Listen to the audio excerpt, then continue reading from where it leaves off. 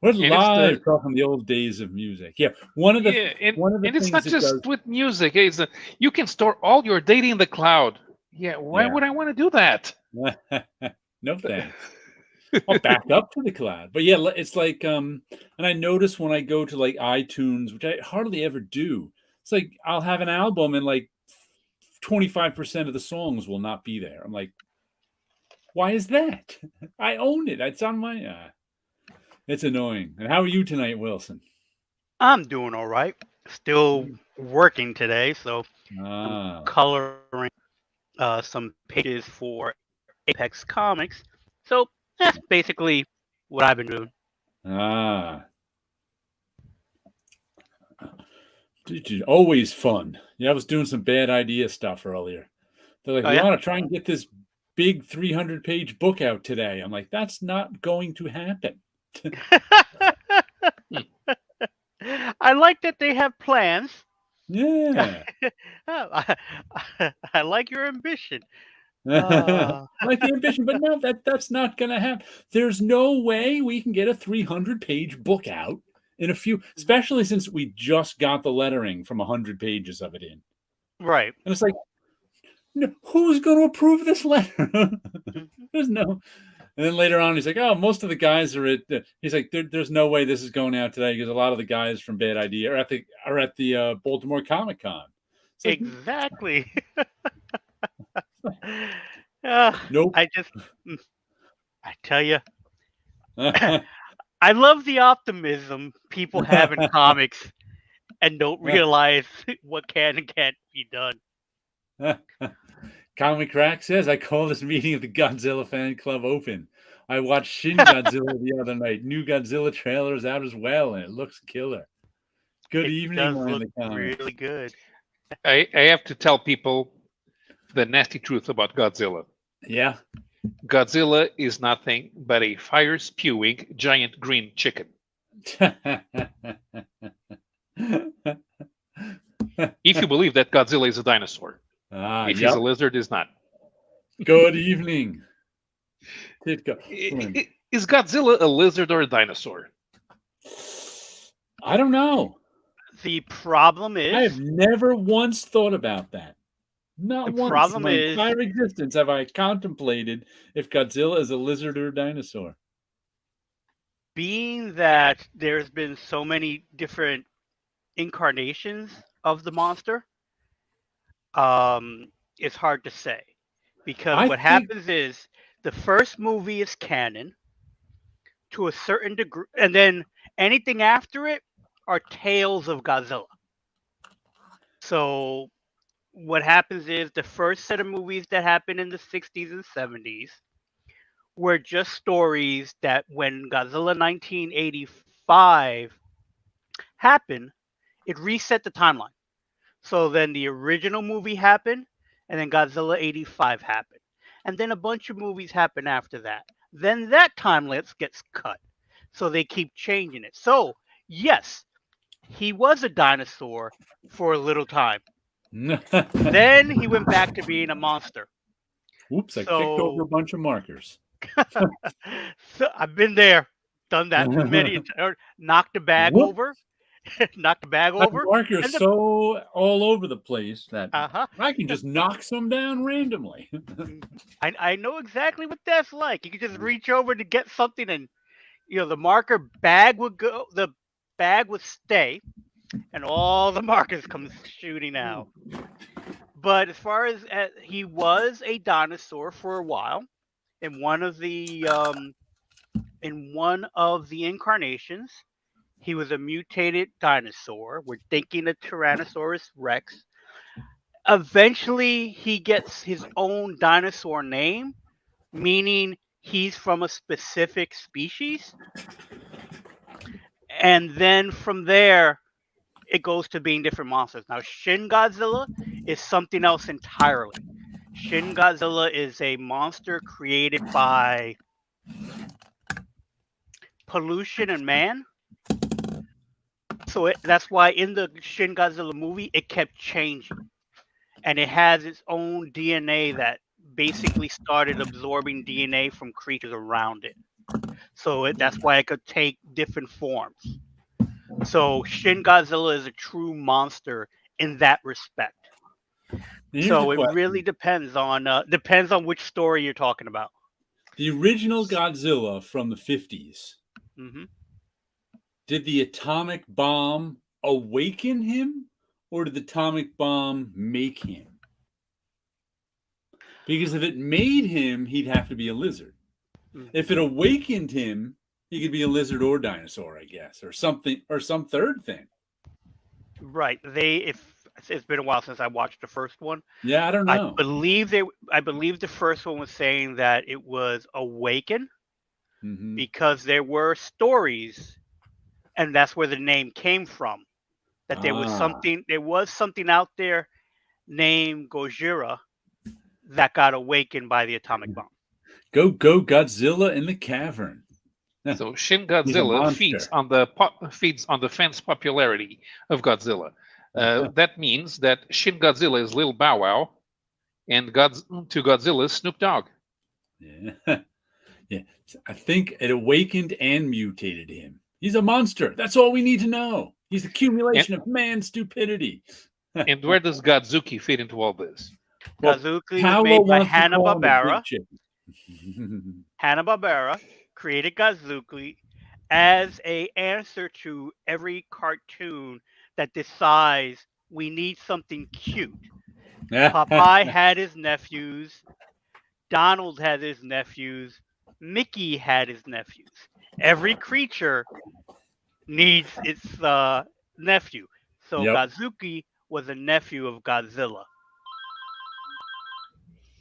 I was expecting you to say something like, "We don't talk about Godzuki." Oh no, I talk about it all. The thing is like I have a love for it all. Shin Even Godzilla how was great. crazy it went.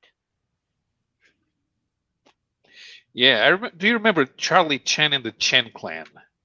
Oh, Yes. only from the advertisements. It's funny because I didn't watch a lot of Saturday morning cartoons in the 70s, but I always checked out the advertise. I loved pouring through the because in comic books in the early 70s, they always ran an ad for the new cartoons. And that's the Yeah. only reason I know the name Charlie Chan and the Chan Clan. Never seen And, the actual cartoon.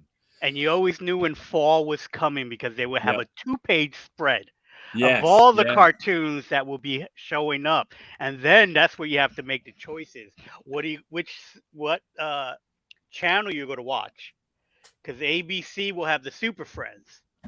But Channel 4 would have like the Smurfs and stuff like that. And Channel 2 ran a lot of the classic cartoons like Tarzan, um, Zorro, and stuff like that were on Channel 2. So it really depended on when these shows would be going on. If you try to hit And all your superheroes, maybe you would hit them all, but not all the time.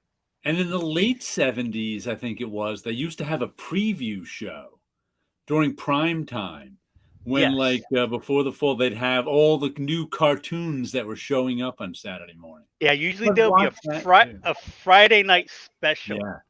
The day before, like tomorrow, we're going to be debuting these sets of cartoons. But I wasn't allowed to watch cartoons Saturday morning that often. We usually went out and played.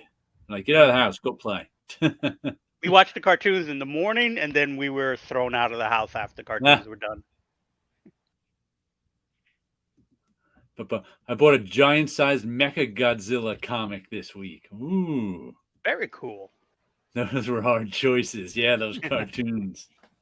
Yeah, trying to decide which ones. Because Charlie Chan and the Chen Clan came up with an entire family, which was not on the TV series. Ah. But even number one son does not exist in the books. Because I have a compilation with the first 3 Charlie Chan novels. He does have a son. He's a young teenager. He's 12 years old or something, and he plays soccer, even though he's in Hawaii. No, but it looks like a normal boy. So when they created number one son for the TV series, they made him very, very stupid. I suppose so that they could have Charlie Chan seem like the typical Asian wise man. Right. The inscrutable Oriental. Yeah, Like they used to because be known. in the books, I mean, he is portrayed as having an accent and some vocabulary limitations. You know it is when you try to portray somebody speaking coming from a foreign culture but speaking Right. English, and like and I've seen the description going like this: oh, they are perfect. They are perfectly capable of having a discussion on nuclear physics in English, but then feel the need to revert to their native language to say yes or no. And it is a little bit like that. Sometimes he's missing articles when speaking, but then he uses. Of course, we all know the greatest Yeah. foreign accent in all of comicdom belongs to Batroc the Leaper. Batroc the Leaper. Yes. But otherwise, Charlie Chan. Charlie Chan is like a Chinese Poirot. Okay. Yeah, I don't think I've ever even seen a Charlie Chan book.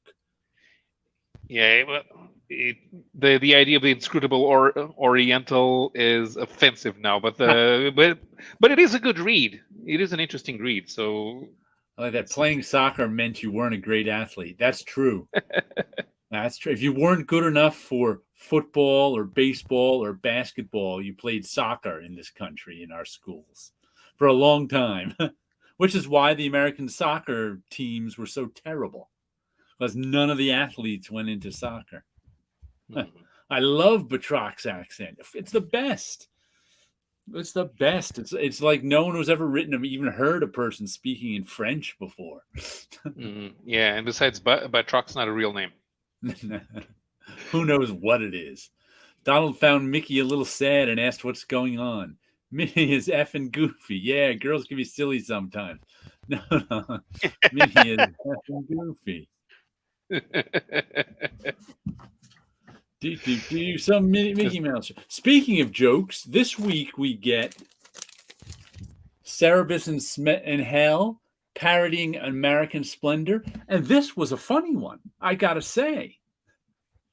There hasn't been a funny one maybe in a couple issues. This one was good because everybody's waiting for the American Splendor parodies. Who doesn't want to buy? And this is copy number 95 of 1295. So they didn't print many of this one, but this one is Toxic Cerebus of the Internet. And there's even parts written by other people. Story by Chad Lambert. And this one is about there's a new, because he keeps making new Cerebus and Hells. And this one is Toxic Cerebus on the internet who hates everything. And he, by God, doesn't read new comics. Come on, they all suck. But my favorite part of it was this double page title sequence where he's complaining about double page title sequences. What do we got here? Oh man, why is everybody doing this now? Like we didn't already see the stupid logo on the cover. Now you got to waste 2 pages of the book to show it to us again. I expect this from Marvel. That's 2 less pages to underpay the freelancers. But you clowns, give me a break. Wait, what? The cut and paste artwork is getting too expensive? I remember a time when a 2-page spread in comics meant something, like someone kicking someone else's ass, or an explosion, or an extremely detailed landscape with aliens, tanks, and shit. Now it's a flippin' logo to pad the page count. That's it. I'm taking this book off my pull list. Oh, wait, that's right. I don't have a pull list because I don't read new crap. So I was like, you know what? I like that. Making fun of these stupid double-page spread title sequences. And then there was more stuff. But it was actually a funny issue, I got to say. I enjoyed this one. For some reason, they had like 3D rendering Harvey Pekar complaining of, which you can barely see. Complaining about stuff, too. But This is, it looks like the next issue is going to be a Hellboy parody. Hellbot. I don't know why that's. But I got to say, this was the best issue in a while. How long have I been dead? Roger Ebert, Chicago Times. Winner of 0 awards ever, and proud of it. Life in Hell is pretty tedious stuff. Looks more like Cerebus in Cleveland to me. But funny issue. I mean, I haven't said that in a while about Cerebus in Hell, have I? Not in a while. More of like, why are you still getting this? Just when you're ready to drop it, to give you a funny one. Conan got me to drop it faster because of stuff like this. Because of that method. I'm like, though I just heard that Walter Simonson is doing issue 3 of Conan, so I might have to pick that one up. Oh, okay. It's a continued story. I don't know why he'd be doing issue 3. I don't know. We'll have to see. We should be waiting now for a Cerebus Savage Dragon parody, and then Dave Sim can write something like, "Hey, at least my comic comes out more regularly than Savage Dragon." Cerebus with extra curmudgeon, yes. And that was a running theme of the jokes too. Well, we don't buy new comics. Well, if it's American Splendor, they should have made some joke about Hardvark Pekar. Yeah. Oh, he did say that. He did. I think Harvey Pekar at some point said, "And why didn't you name this book Hardvark Pekar?" Let me see if I can find it real quick. So maybe because it was obvious? Yeah. Maybe. Oh, no. Where's my phone? Why are they calling me at 11 p.m.? Hold on a second. So this is Harvey Pekar speaking. So the guys asked me to pitch him a book idea while you were reading the other pages. I gave him 3 options. The first was about the influence of avant-garde jazz on a postmodern society. The second was a spiritual successor to Not the Israel My Parents Promised Me. The third was Vark Formers, More Than Meets the Eye of Taram. Guess which one they picked? Where does he make his Harvey Pekar joke? Vark Formers, More Than Meets the Eye. I'm fascinated that he's going for Harvey Pekar jokes. Yeah. Okay. So my dad was calling because there was a small earthquake. I did feel the shaking for about 2 seconds. While we're on the air, or was it just today? No, it was 2 minutes ago. Oh wow! Okay. Do you have? Are there fault lines near you? Do you have earthquakes often?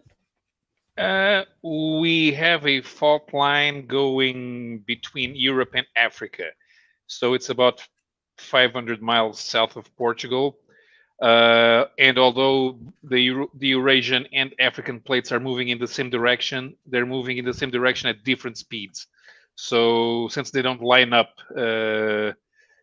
correctly, they can bump. We did have the 1755 earthquake, which destroyed Lisbon. That was the big one. The last time we had a really big one was in 1982, I think, but it didn't have many destruction. We actually have a fault line around here, but the Ramapo fault line, I think it's called, but it doesn't move. They keep saying someday it might move and knock down all of New York City, but it doesn't really move. Here it is. The least you could have done was name the main character Harvey Pekardvark.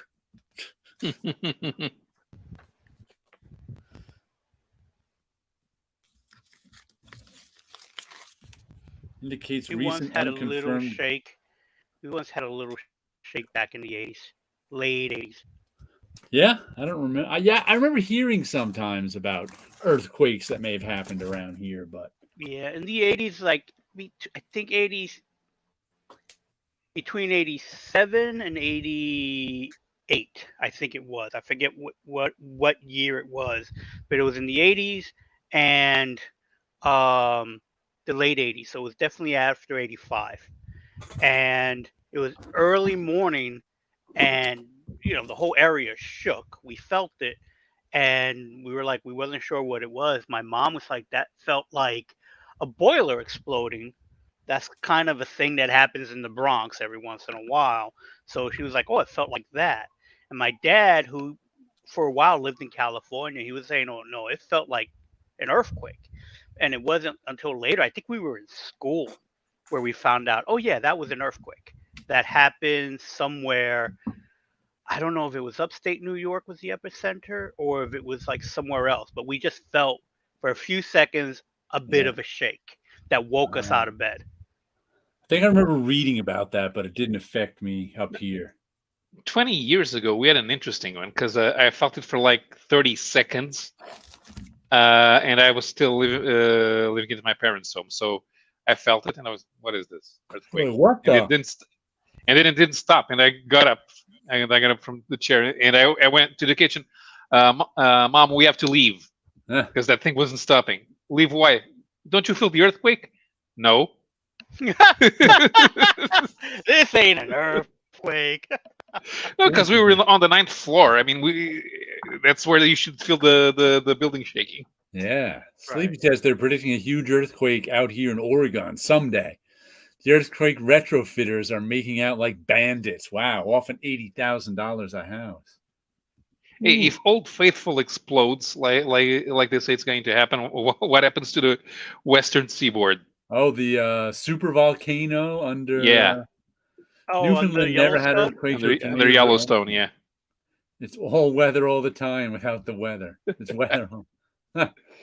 I finished reading Mage Volume 1, the original issues, this week too. I should show you guys this. I think because I have these in Mylar and with folded over flaps, and I think it was Captain Strangelife showed this once on his video.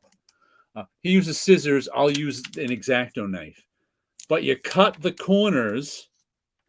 You cut triangles off the corners of the back of the. So it's now the corners are cut off. Like you start up here and cut that way, and then they fold right in. They fold right in real easy. So that's the little triangle I cut off. So this is what I do with my with all my Mylars now. Rather than using tape, well, I never use tape. Rather than using those little labels I use, I just trim the corners when I get the chance. So I don't have to do that before I put these away. But a nice tip from Captain Strangelife. Just if you got these, these are the 2 mil Mylars. If you got some comics in these and you want to just fold it right in, just trim off those corners right there. Yeah, that works quite well. I just grab an X-Acto and go zip, zip, or you can use scissors and go zip, zip, and it folds right in. But I had a lot of fun reading Mage, the Hero Discovered. And this is actually the first time I read all original issues. Because when Mage came out, I got the first issue. And it was like, cool, that's a good, but I think it was when I was away at college. And I didn't get it on my pull list. And so like the next issue I saw was like number 5. And I went, oh, guess I missed out on Mage. Like I said, I was away at college too. So it wasn't easy to get, my pull list was still back home. But sometimes we went to Heroes World in White Plains Galleria, which was a comic shop, which was the one that turned into the distributor for Marvel Comics in the mid-90s. Heroes World. I think they had a few stores here in the East Coast. And they were an East Coast distributor, Heroes World. So one day I went to Heroes World, and they had the last issue there, number 15. I'm like, well, I may as well read the last issue of Mage. I liked the first one. That's what we did in those days. You just, you saw an issue, you bought it. Mm-hmm. So I bought the last issue of Mage, read it, and really liked it. And then I went back, and it was like in those days, they had 25-cent boxes. And I found, I think it was maybe 12, 13, and 14 in the 25-cent boxes. So then I read those and really liked it. And then Mage was one of the first ones to have collected editions. So I went and bought like volume one and two were out, but volume 3 wasn't out. So I bought volumes 1 and 2, and that completed my collection of Mage. I was able to read the whole thing from beginning to end. And then it wasn't until the early 2000s, I bought the 3rd volume of the collected edition from, I think Starblaze did it. They're oversized too. You can get them for dirt cheap these days. So I had all 3 volumes now of Mage, but I never got the original issues until like a couple of years ago. Matter of fact, on my list over there, I had from 2017 of stuff I wanted to get. I was like, you know what? I'll get the original, and I think I found them for like $25 shipped on eBay one day a couple of years ago. So Mage is not expensive at all, but there's something about reading the original issues that's just such a time capsule. In that, especially something like that, because it's like when you read them in collected edition, you're getting sort of the purest form of the comic. You're getting the comic in its, like, this is what it's kind of meant to be, unless you're buying old comics that were meant to be read month to month. But this one really was meant to kind of be, there's some cliffhangers, but it was really meant to be read all as one. So that's kind of like the purest form of reading a comic. But like going back and reading the original issues, they're like a time machine. You're throwing, and there's also stuff like that was really cool to read. The editorial by Matt Wagner, and which of course got smaller and smaller as the series went along. But here's Matt Wagner just starting out and telling you about putting Mage together, and he was a rookie back with Mage, so you're learning about him and his stuff and making stuff, and it's just real fun. There's even I am really not even that interested in the letters page. I didn't even read but a couple of the letters in the letters pages. I would rather read from Matt, but there was some, I think there was a TM Maple letter in just about each letters page. But it was fun to just see. And this is one with those annoying chapter splash breaks. Yeah, at least they're not double page spreads. Right. But he was doing it back in 1984. Yeah, that's the year I graduated high school and went off to college. So that's why I wasn't able to get it on my pull list, because I was just busy with other stuff. Probably didn't go back for a month, because in college I used to go to my comic shop once a month or two to pick up my pull list. And that's when, if I wasn't there for like 2 months, my pull list was up to like $50. It was like, holy cow, $50 on comics. That's a week these days for a lot of them. Mm-hmm. But yeah, it was just fun. Have you guys read Mage at all? I know I was looking at it, and I guess when they were when it was relaunched or something in the 90s. Right. There was a second series. I think so. I think I've read some of those. But I didn't collect the originals. I did buy a couple of the collected editions from the Image series, the second one. Right. And I bought them like 10 years ago, so they weren't new. But yeah, not legally. I did read. Sleepy Reed, you learned that corner technique from Captain Strangelove also. Good evening. Earthquake tonight? I'm always sleeping. What a disappointment. Why were you sleeping? You have to watch this. We bought whatever issue was around. It was the style at the time. Yep, that's what it was. Oh, do the Grendel backups make you lose the immersion in the Mage story? I didn't read that's why I skipped the Grendel backups. I didn't want to lose the immersion in the Mage story. And there's a new master edition of Grendel coming out this fall So I wanted to save my Grendel reading for the new Master Edition. I'll check out. So I did. It was like, do I want to read Grendel right now? I'll wait. And also with Grendel, I'd rather read the graphic novel, the original printing of the graphic novel, because I think let me pull out. Know what I did do though? I always preferred the original coloring on Mage. Because when they reprinted it in Image, they recolored it in the 90s. I think because they lost all the color separation. The Kamiko plates or color separation was gone. But if you I look don't mind. I don't mind the recoloring on the Dark Horse. But if you look at all that texture that's in there. Looks like it's airbrush. No, it's actually air marker. Oh, okay. It's air marker, and it's shot right from the air marker. And air markers would leave this like texture too, because it would be an air marker is you just get this you get a can of compressed air, you hook up the air marker to it, and let's say this is your marker.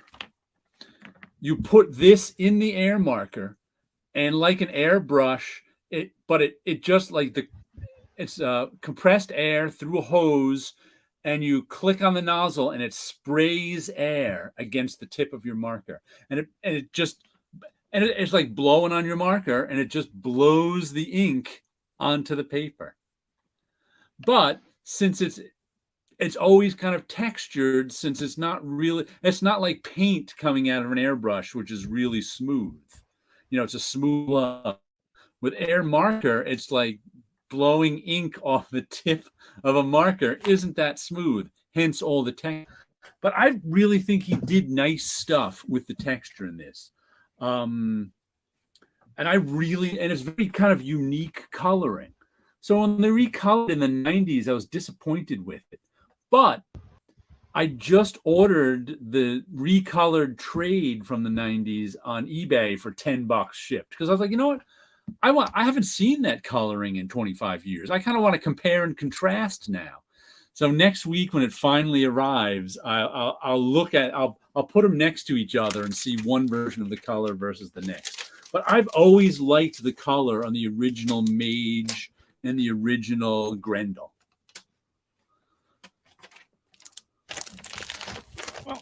Well, I have to say that I prefer the recolored versions for Grendel, especially the series. I'm talking the original graphic novel. I really haven't seen the series. Well, in the omnibuses for the series, there are omnibuses. I have the when Dark Horse when Matt Wagner recovered the rights to Grendel. Right. He published what was supposed to be the ending, became the War Child graphic novel. Okay. And then he reprinted the arc, each different arc as different mini series at Dark Horse, and those were recolored. And then they were collected in trade paperbacks. Yeah, I have the trade paperbacks. I have the whatever anniversary hardcover of the original Grendel graphic novel, and they recolored that one too. That one's recolored from the original. Mm-hmm. Completely different color scheme too. Didn't even try to match the original color scheme. I think it looks better. I don't think it did in either case. I preferred the original coloring. Sure, but I like a little more texture in my digital art. But if memory serves, that 90s one had a lot of 90s excess in it. A lot of airbrush where it didn't need to be airbrushed. But I haven't seen the 80s stuff. The 80s stuff is more outlaw, as Eddie Piscor would say. Yeah. Well, it's such a nobody. The recoloring is professional. Yeah, nobody colored comics with air marker. He's the only one who did. Hey man, that's why I don't like the hardcovers. They're not comics anymore. As a foreign reading, even the ads are cool in the comic. Yeah, I got nothing against hardcovers. Like I say, it's often the purest way to read a comic. And there's stuff like Watchmen. there's nothing in the original issues to give you sense of time and space. So it's like I don't think there's any real difference in reading the original issues of Watchmen than reading the collected edition. I think it's sort of the same experience. Unless maybe you were there buying the original Watchmen like I was then, because when you were there buying it, you always kind of remember the periodic nature of it. But for some, it's like for this, it really emphasizes the periodic nature. It's really kind of, each cover is different. It's like a little time machine just reading it this way. But that's not necessarily, I don't know that anyone who, like, if Paulo were to read it this way, he might not get that same nostalgia because that was never his way to read. But he might also enjoy the comic book history aspect of it. Yeah. And besides, I wasn't there because I had no idea Mage existed. Right. The first time I heard about Mage was just when I was starting. Video coming up. Was that Paulo? But the first time I heard about Mage was when I started reading in English. So I bought an issue of Wizard, and they were talking about the upcoming Mage the Hero Defined, which was the second volume 2, which was coming out through Image. So that's the first time I heard about Mage. Even then, I had very limited knowledge of who Matt Wagner was. Right. Because I remembered him from the Demon miniseries, and then he didn't do much. So he was very much in our radar, the same way that Howard Chaykin wasn't, because we didn't have the Star Wars comics being published the same way.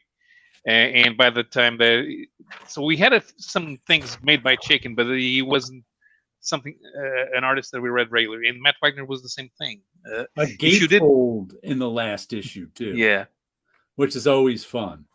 That's because this was before. I mean, I remember getting, like I said, this was like the second issue of Mage I got, 15. And I was just like, oh, cool, because you could read the issue 15 on its own and still really like it. Because I did. Yeah, it's the climax of the story, and the gatefold made it even more of a climax. So it was just such a cool issue to get, especially after having read issue 1 and then spent like 2 years not buying it because I never saw it. And then finding this issue and going, wow, I got to find the other issues now. Gatefold pages aren't something that you see a lot of in comics, because the only times I remember, so there was an issue of Wildcats still in the beginning. There was that quadruple page spread that Jim Steranko did for Nick Fury. But you had to paste that together yourself. Yeah. And the Superman issue with the where they parodied the death of Superman, but it was the death of Mxyzptlk, and it has 2 endings, so you have to flip the gatefold page. Oh, hold on, Darren just showed up. Look at that, it's Darren. Didn't notice him down there. How are you doing tonight? Here to bring the room down a little bit. Woohoo! All right. So hopefully you guys are doing all right. I didn't mean to come right in. Did you guys talk about the Den hardcover last week or recently at all? I don't think we talked about Den. We're talking about Mage right now. Right. Up some Mage. Did you ever read Mage? I have that issue you have in your hand. I don't know if I actually read it, but it was like, I remember it being one of the was it first, or who put it? Was it Kamiko? Kamiko. I remember, actually, first of all, how do you say it? Kamiko or Kamiko? I always say Kamiko, but it said Kamiko. As a kid, first said Kamiko, and then I heard Kamiko, so I don't know which one it was. I think we call it Kamiko because we think it sounds better than Kamiko. Kamiko just sounds like a dumb name. I think that's why. I don't think it does. I mean, it sounds kind of Japanese, but I think Kamiko all of a sudden started popping up everywhere because of Piscor. But we were saying that in the 80s when it first came out. Yeah, we were saying because we had a video. 4 people I knew. We also had a video game system called ColecoVision, and I think that also kind of influenced the pronunciation. The pronunciation, because when I look at it, because their logo is very similar to the ColecoVision logo as well. So to me, it was like, oh, they might be connected. Even at Marvel in the early 90s, people said Kamiko. There was very little Comic-Co. I just saw Wagner post, I don't know, like an hour ago on Facebook about like some. Was it a hardcover like slipcase? Is it, you know what I'm talking about at all? Like he's got a new Grendel coming out. Oh, is that what it is? Okay. Yeah, that's coming out this fall. New master edition of Grendel, which I think he added stuff to also. Yeah, Watchmen is very distinct chapters. It feels but their like Wagner chapters really faded away. Not much attention on his last Grendel and Mage stories at all. Yeah, I suppose, but that's the problem with semi-indie comics nowadays. Right. They don't get much attention. Yeah, nobody hypes them up. The comic book websites are useless. I don't even understand how you promote comics to readers out without a proper previous catalog, and even then, not every reader reads the previous catalog. Yeah, people don't know. I really don't know. I don't remember. Yeah. I'm sorry. I remember to this day. I'll call it Comic-Co. Comic-Co Primer 2, issue 2. That was the first Grendel.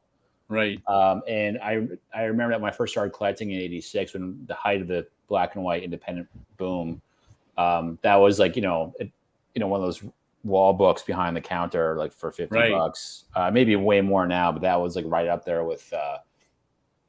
It was expensive. Yeah, it was expensive, and like I didn't even know what it was, but as like a 13-year-old at the time, I wanted it because everyone else wanted it. Like you get caught in that like kind of like mania. Yeah, like I didn't know what the and it always struck me as strange that Grendel, the first appearance of Grendel, was worth some money, but the first appearance of Mage just isn't.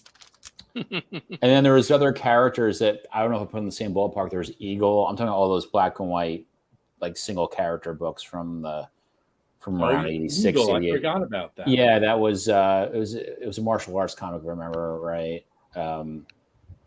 But Grendel was the big one that I remember of like a solo character, so non-turtles and is there anyone else I'm missing? Is it what I'm overlooking? And Grendel was what's weird too is, Grendel was popular before there was a Grendel series. He was like popular from the backups in Mage, more than Mage was popular. It was really weird.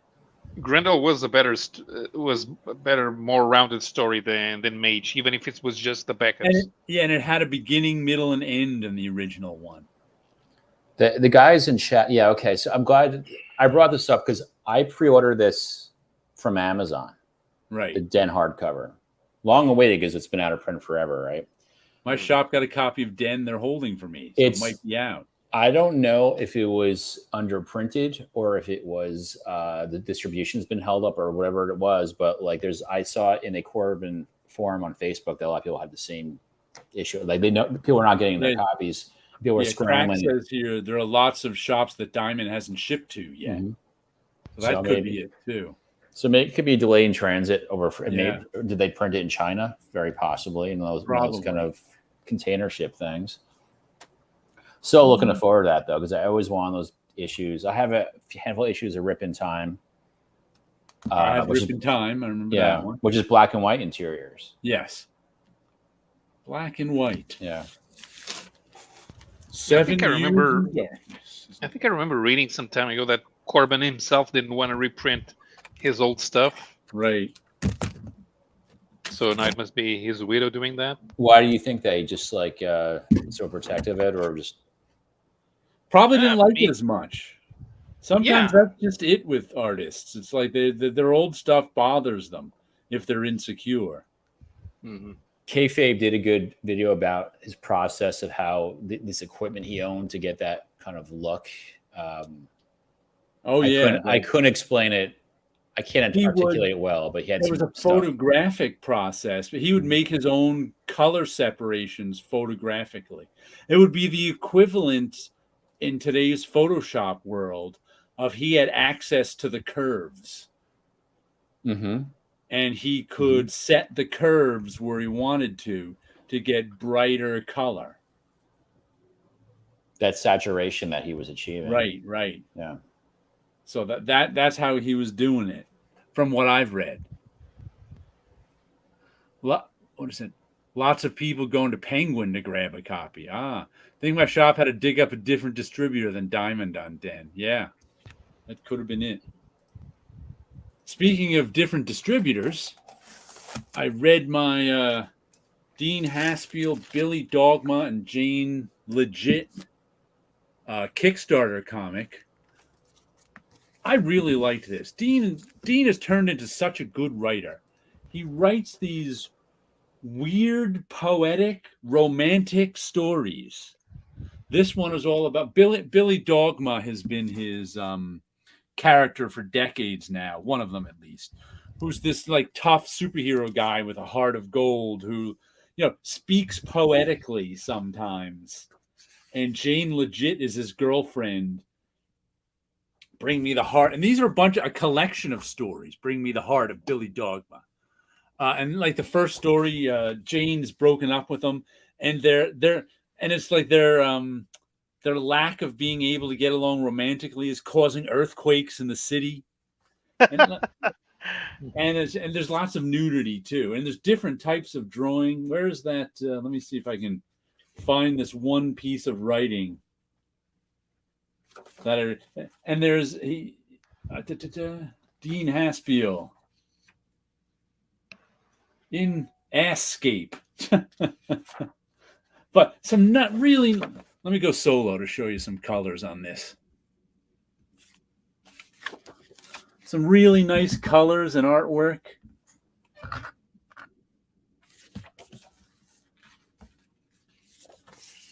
And it's all about the romance between Billy Dogma and Jane Legit, and how it their romance is cosmic and affects the whole cosmos. What's the dimensions? Is this an oversized kind of like Rolling Stone size? It's a magazine size. Yeah. Where is that one?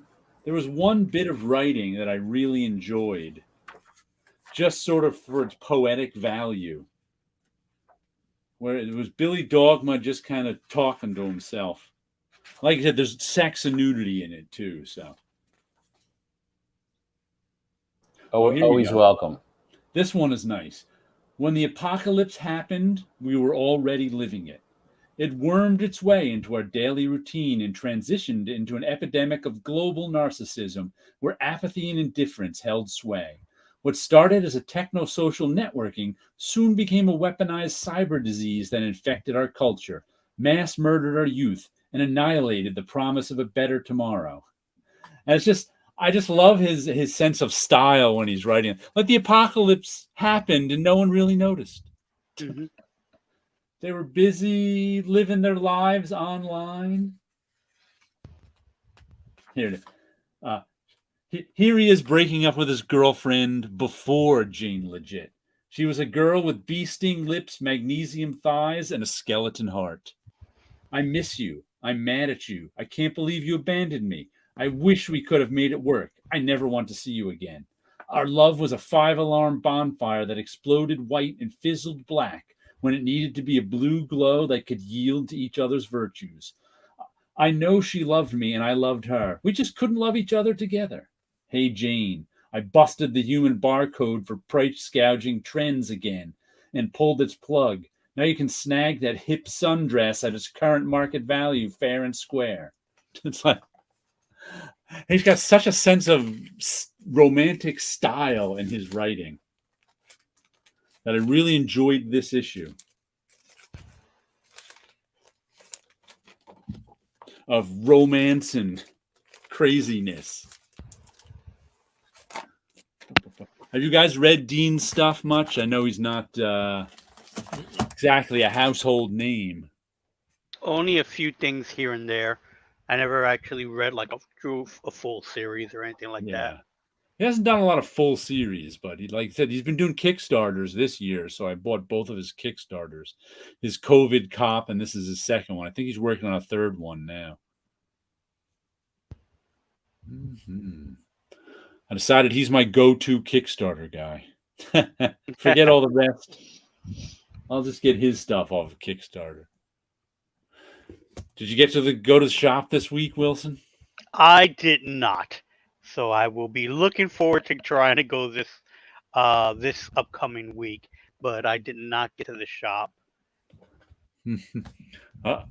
Paulo, speaking of earthquakes, the one I just felt was 6, 9, or 7 in Morocco, 500 miles away. Whoa! And I felt it. Wow, that's a biggin. Yep. Already showing up on the news, so should have more data. Want to see my new coat? Yeah. All through the 90s, I wore this duster, long black duster where it had a little cape on it, and I painted on the cape even. Matter of fact, I made 2 paintings for the cape. But after wearing it for decades, it got pretty worn out. So, and I've been looking, and I haven't been able to wear it the last couple of years because it just doesn't keep the cold out anymore. It's like not wearing a coat. It's got so many holes and got so thin. But I still have it. So finally I went onto eBay looking for the same Model 1. That way I can switch the capes over if I want. And first let me show you the old one. The color difference between the two is crazy.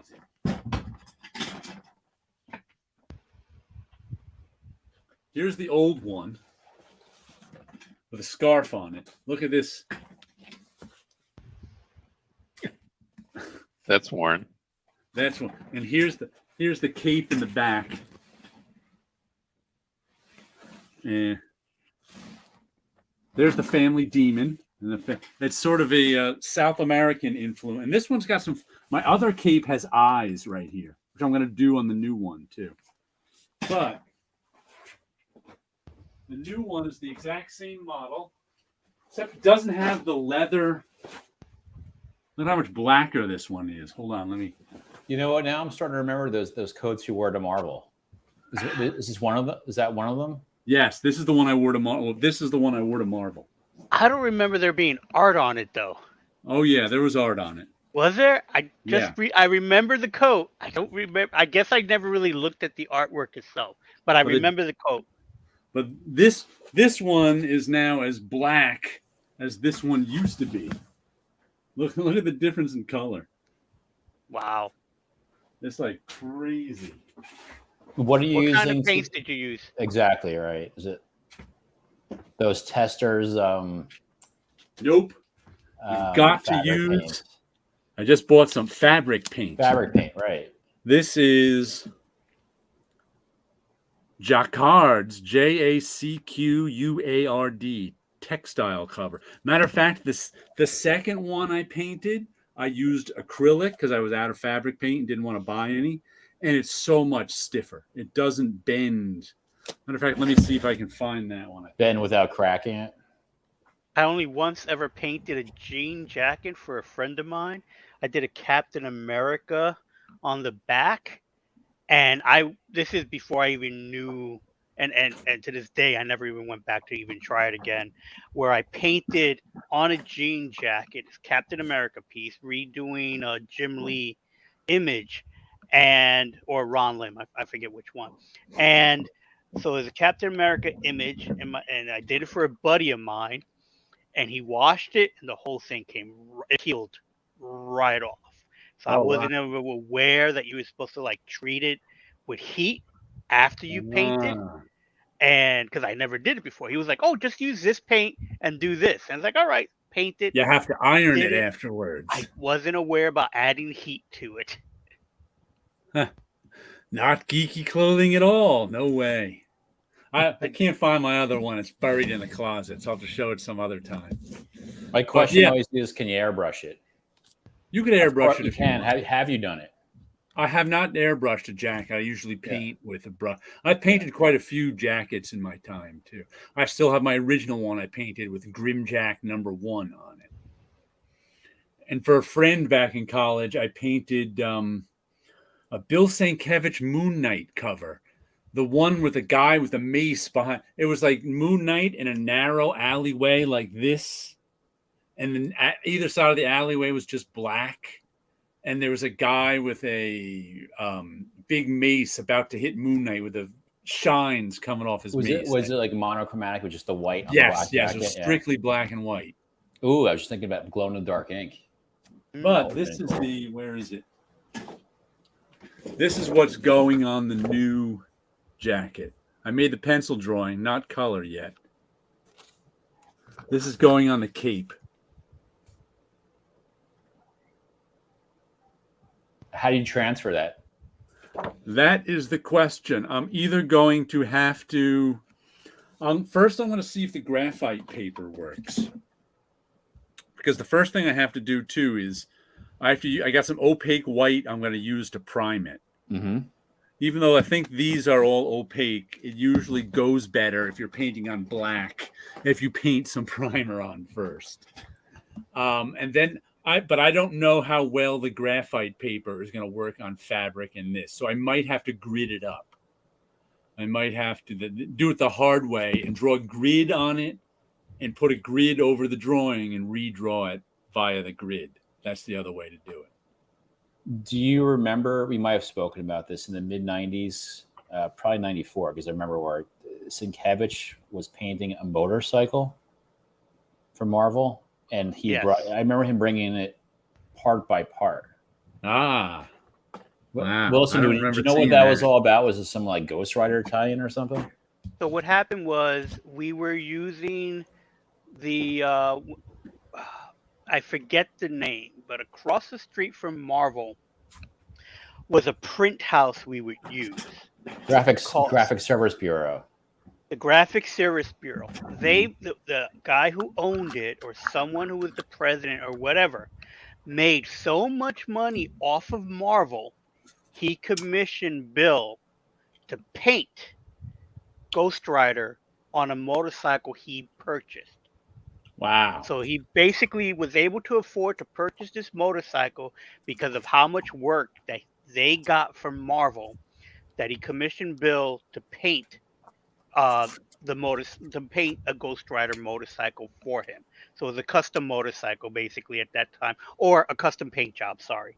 So I forget the type of motorcycle. That motorcycle eventually went to conventions, and etched in the mirrors of the motorcycle are Ghost Rider's head. And we were working with the conventions department, so this is the 9th floor.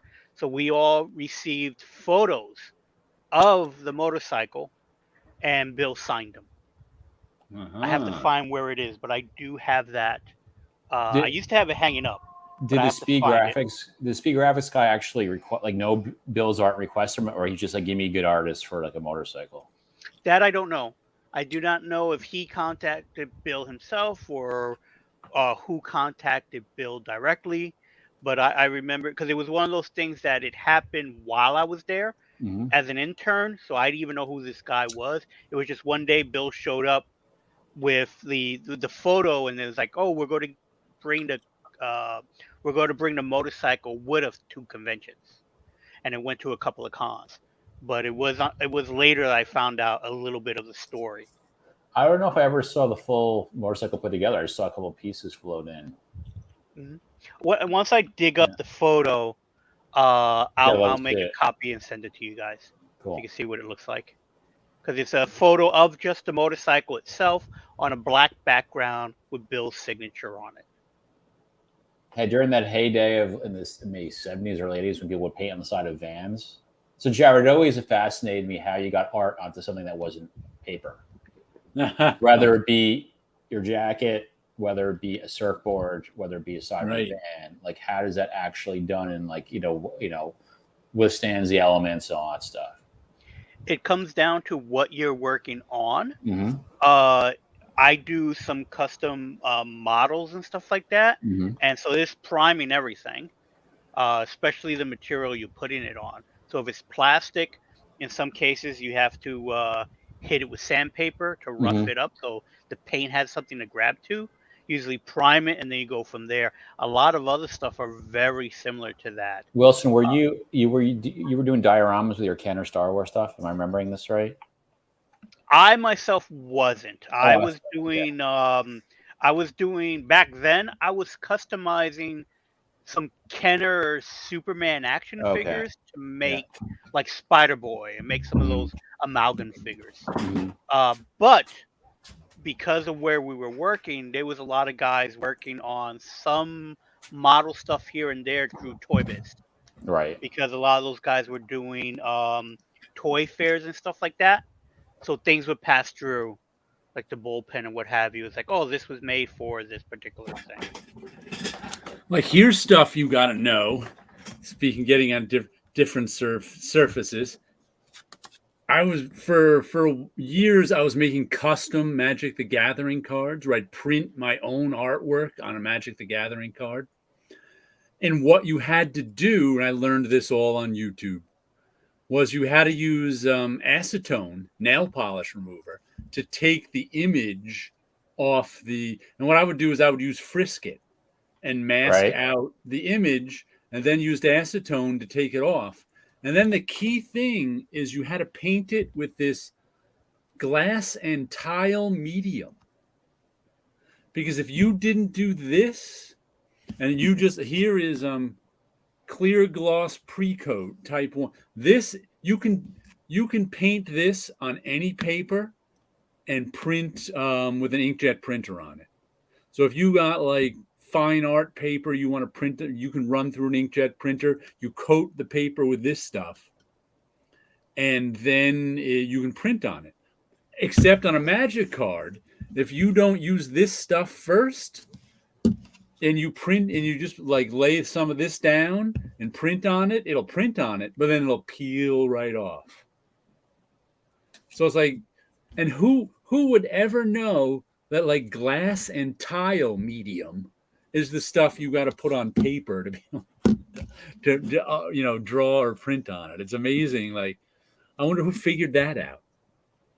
But that's what working on unusual surfaces takes. You got to figure out what it takes for you to be able, how to prep the surface so that you can work on it, and whatever you work in will stay. And then after you print on it, you have to spray it with like a spray varnish to keep it on too. So it's like there's all sorts of different ways you got to figure out for working on different surfaces. Nowadays, of course, the internet makes it easy. Oh, the old days, we had to find it in books. Like the only other jacket, I was thinking about it. I did work on one other jacket, and that was my own. And all I did was put an X-Men logo on it, and that was basically fabric paint. Once it got on it, it was fine. There was no worry about it. But like I said, the other jacket, I didn't know what I was doing, and it just didn't last at all. Yeah, fabric paint is made for fabric, so you're good. Yeah. But like I said, that you can paint on a coat with acrylic. It's just going to be heavy and stiff and will crack. Fabric paint has a flexible binder, so it won't crack. The other thing I got this week from eBay is 19 issues of Cross-Gen Comics Route 666. I don't even know if I knew this. I mean, it was around 2000, 2004, 2003, I think they were around. Let me see the year. Is this kind of, I mean, this series itself, like, I know of like what Vigil and Sigil. I'm sorry, Sigil. This is a later series from them. That's a horror series. I only ever read the first couple issues. 2002, this one is. And Tony Bedard wrote them all. And Carl Moline drew most of them. Usually ever like 5th or 6th issue at Cross-Gen, there'd be a fill-in artist. Were they using that studio system right to the end? Yes, they were right working to the end in Florida, right. Carl Moline did 4, and then Cliff Richards did issue 5. Then Carl Moline for 4 more issues. How that stuff get out to and then Greg Tucci for, what was that?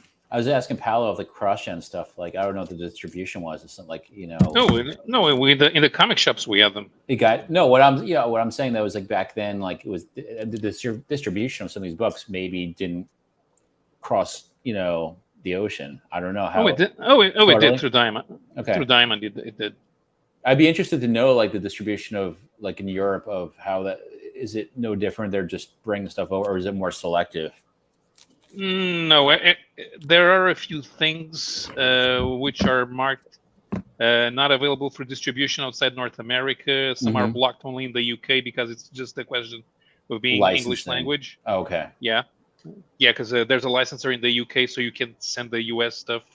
Some have regional restrictions, but about 99% of a previous catalog, it was available outside North America. So, Jared, I didn't mean to get off. Oh, I'm sorry, pal. Yeah. I was just talking about. I don't have much to say about Route 66 yet, 666 yet, because I haven't read it. Like I said, I read the first 2 or 3 issues back in 2002. I remember liking them, but it just wasn't in my budget to add another cross-gen series, which were top of the market at the time. Right. I mean, at that moment in time, really from like probably the second half of the 90s to 2003-ish, before I got back at Marvel, that was my kind of like, I'm checked out of this kind of frustration phase, meaning like I was, you were mad at comics. I was heartbroken, in a way, right? And so I understand that you weren't the only one. And there were I noticed a lot of people who left Marvel didn't keep reading comics because they resented the fact that they had to buy comics. In a way, I guess it's not in a way. I understand it. Like you get used to that kind of privilege, if you will, or being an insider in something that you are passionate about, and then also not being one, right, and not having the benefits thereof. I can see how that could sting. That happened to a lot of people. I noticed. I was just like, "Oh, I don't want." And I also promised myself I was never going to be one of those people, because there are plenty of them at Marvel who were so used to getting comics for free that they were jaded about it. That they didn't want to. If there was a comic, if they had to pay for a comic, they weren't interested in it. Because they were like you said, they were an insider. They got their comics for free, and I was like, you know what? I'll pay for the comics I'd like. But it's interesting about it. I didn't have the same attitude about back issues from before I was in any of this, because it wasn't during an era which hurt me, right? So I felt like it was like it was so. Just saying what PT was writing. So yeah, I mean I think I'm probably not alone in this, but you guys chime in. That's a giant blind spot for me. Second half of the 90s after the big crash. I have never stopped buying comics, so I got my blind spots are often all of Marvel and DC. Right, because you're such an indie guy, yeah.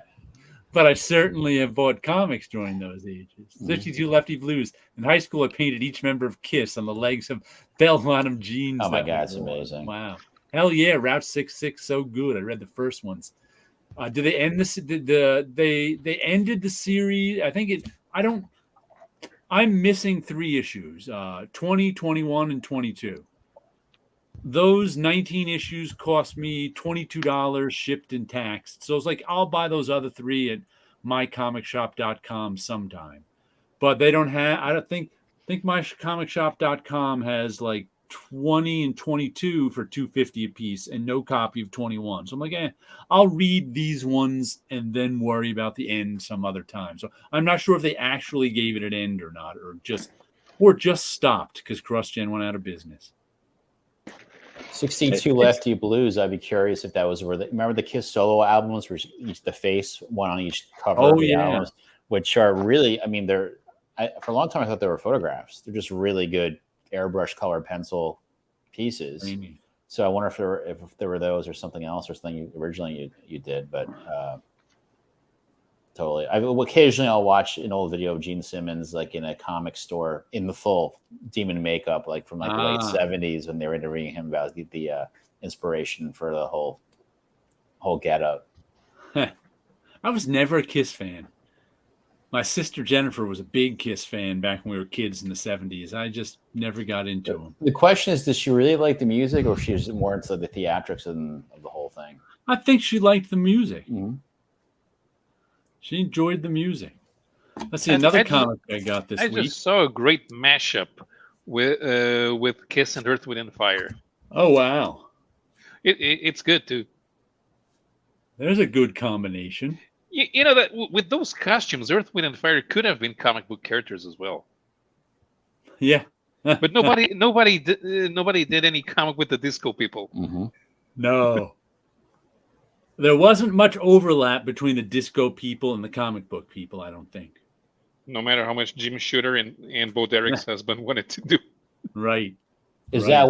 that what culminated in Dazzler, or is that something? Yeah. Yeah. Yeah. 5 years after disco died or something. Right. Though very big. Marvel was direct always market. on the cutting edge. Yeah.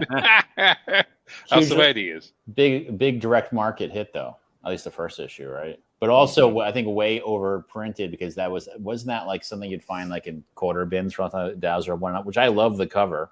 I think Yeah. it might be sold, Bob Larkin. I'm not sure. I think it sold something like 250,000 copies. I remember like 400. You could be right. Like, yeah, it could have been 400. That might be the number. Direct market, like the sell through is a different story, right? But everybody I knew bought it. I bought it. The thing is, the direct market guys at the time, they asked Marvel for a number one, right? Mm-hmm. And the first ones they got were Dazzler, Moon Knight, and Kazar. Of course, neither of them was a first appearance. And neither was, I don't think Moon Knight and Kazar were actually number ones. They just went direct in the middle of the series. Mm-hmm. But Dazzler was a number one. Yeah. Definitely. Mm-hmm. And even if it wasn't the direct market only title, right. New Mutants was actually was the successful title that they were looking for. The other ones weren't. Moon Knight was sort of had a cult following, but it wasn't. I guess. I think Moon Knight and Kazar sold most of their copies through the direct market anyway. Mm-hmm. So they were the obvious, and I think they may have even been canceled if it wasn't for them going direct only. That was my feeling at the time. I remember thinking that. I don't know if I probably read it somewhere because I didn't make it up on my own. I wasn't that plugged into comic sales at the time, mm-hmm. But they were like, cult books. And a cult book is a book that, comic book fans like, but the general fans at the newsstand don't really care about. So I always got the feeling that's why they were the direct market ones. And if they didn't go direct only, they'd be gone because the newsstands didn't want them. Yeah. And it isn't even a question of content. It was just too many comics. And those ones were really kind of more adult and not as kiddie oriented. They were more hardcore comic book fan comics. I mean, those Kazar stories were good. I liked them at the time. But a 12-year-old isn't gonna like them. I don't know. I read them when I was 6. Okay. Not every 12-year-old is gonna like them, I should say. Because they were a backup in Spider-Man. The backups in Spider-Man at the time were Spider-Woman, and we were getting the Steve Lealoa stories written by Claremont. That was some good Spider-Woman. But that I found freaky. Oh, okay. But Kazar I liked because there was a few science fiction aspects in there. Was it Kazar or was it Kull? Kazar the Conqueror. Okay. No, Kazar because Bruce Jones comes up with the concept of Pangea, which is even bigger than the Savage Land, but they didn't know it was there, and so Kazar and Shanna set about exploring the place and finding other civilizations and other species. Bo Derek as Dazzler? I would have risked sneaking into the theater.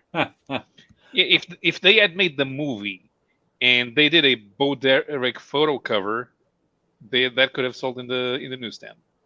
Yeah. I was going through my Joseph Schmelke's 7 Years in Darkness. What was that, Wilson? No, I was gonna say I finally found which because I have like various memorabilia stuff in Okay. folders, so it took me a little bit, but I did find a Bill Sienkiewicz one. I kept it in the folder that I keep my letters from artists from over Ah, the years. So this on is that my Marvel scrap Bristol. yes. So actually, no, these here are actually envelopes. So Oh, okay. this is my Steve Ditko envelope and my Al Williamson drawing that he did on an envelope when he signed some. Okay. Uh, for those who don't know, to get the original artwork back, artists had to sign an artwork release form and mail it back. Sometimes they'll send the artwork release form back in an envelope because they're sending artwork back to the editor. So Al drew this lizard creature. Let's make it bigger. There we go. So this is from Al Williamson doing a lizard creature. And then this is my letter from Steve Ditko about some artwork that we had for 12 Uh-huh. pages or something. So in this particular book that I have, various artists is even like here's a quick sketch from Gene Ha, and this is my only Mike Mignola piece of original artwork. It's really tiny image of Hellboy. Most of the rest of these are just envelopes that I kept because a lot of times the artists will have their own type of fonts and stuff like that. Not fonts, but a custom design on their the own envelope. custom design. Because I don't know how these addresses are. So here's from Paul Chadwick. Ah, okay. So in this particular one is where I have the Ghost Rider motorcycle from Bill. And unfortunately, you can't really see the details. So his skull is on the gas tank, and then the rest of them is on different parts of the motorcycle. And of course, you cannot see the mirror to see the etched of Ghost Rider. And I don't recall what is on the covers, the tire covers. But this is the only image I have of that motorcycle. I do not have any photographs of it from the convention. Again, never thought about taking pictures of the booth or the.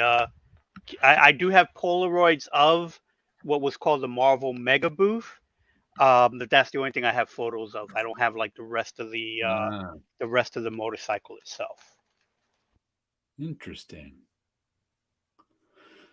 A book of envelopes. That's cool. Like I was just showing Joseph Schmalke's 7 Years of Darkness. There's been a good series. It's a wizard's apprentice story. You know, it every 80 years or something, this wizard school opens and 100 students are taking and only 7 survive it. And it's fun stuff. You know, we get to know a few of the stories. This is a guy I just discovered last year too. This artist Joseph Schmalke, and it's only issue 3. And who is it? CEX. I think that's Andy Schmidt's company, right? Yeah, Andy Schmidt's company. Good stuff. A good comic. If you're nice cover too. It's got it's uncoated. It's got a thick paper stock. It's a matte finished cover. It's got a good feel to it. I really appreciate a comic these days that has a good feel to it because so many of them don't. I remember when Marvel went over to I think it's called a self cover, right? Where they actually it's just the same paper stock that's used on the inside. Mm-hmm. Well, so I'm glad you showed that Steve Ditko thing because I saw something the other day about a panel at New York Comic Con coming up where his family will be having a panel and like, you know, maybe dispelling the myth of the man or whatever they want to say. Well, because there's a lot of folklore, right? Or it could be now that Steve Ditko is dead, they can talk about him and express how much they loved him. Right. What a great guy he was because they weren't allowed to do that when he was alive because he didn't want any of that. He muzzled them. Yeah. Well, Yeah. I'm sure he didn't muzzle them. They were just following his wishes to not be in the spotlight. Right. But now that Okay. he's gone, they're like, hey, you don't understand. He was a great guy. Mhm. He wasn't anyway weird. Gore Vidal had a Moon Knight subscription after it stopped being sold at the newsstand. And then it was then canceled. Yeah, I remember a guy once saying in the Usenet news groups. He was telling the story. I can't remember the title he was subscribing, but it was canceled. And Marvel offered a replacement, and he chose Marvel Fanfare, which was not available at that rate, but they gave him Marvel Fanfare anyway. So now it was a book that he couldn't afford because it was more expensive than the other ones. So now he's finally reading Fanfare. Nice deal. Nice deal.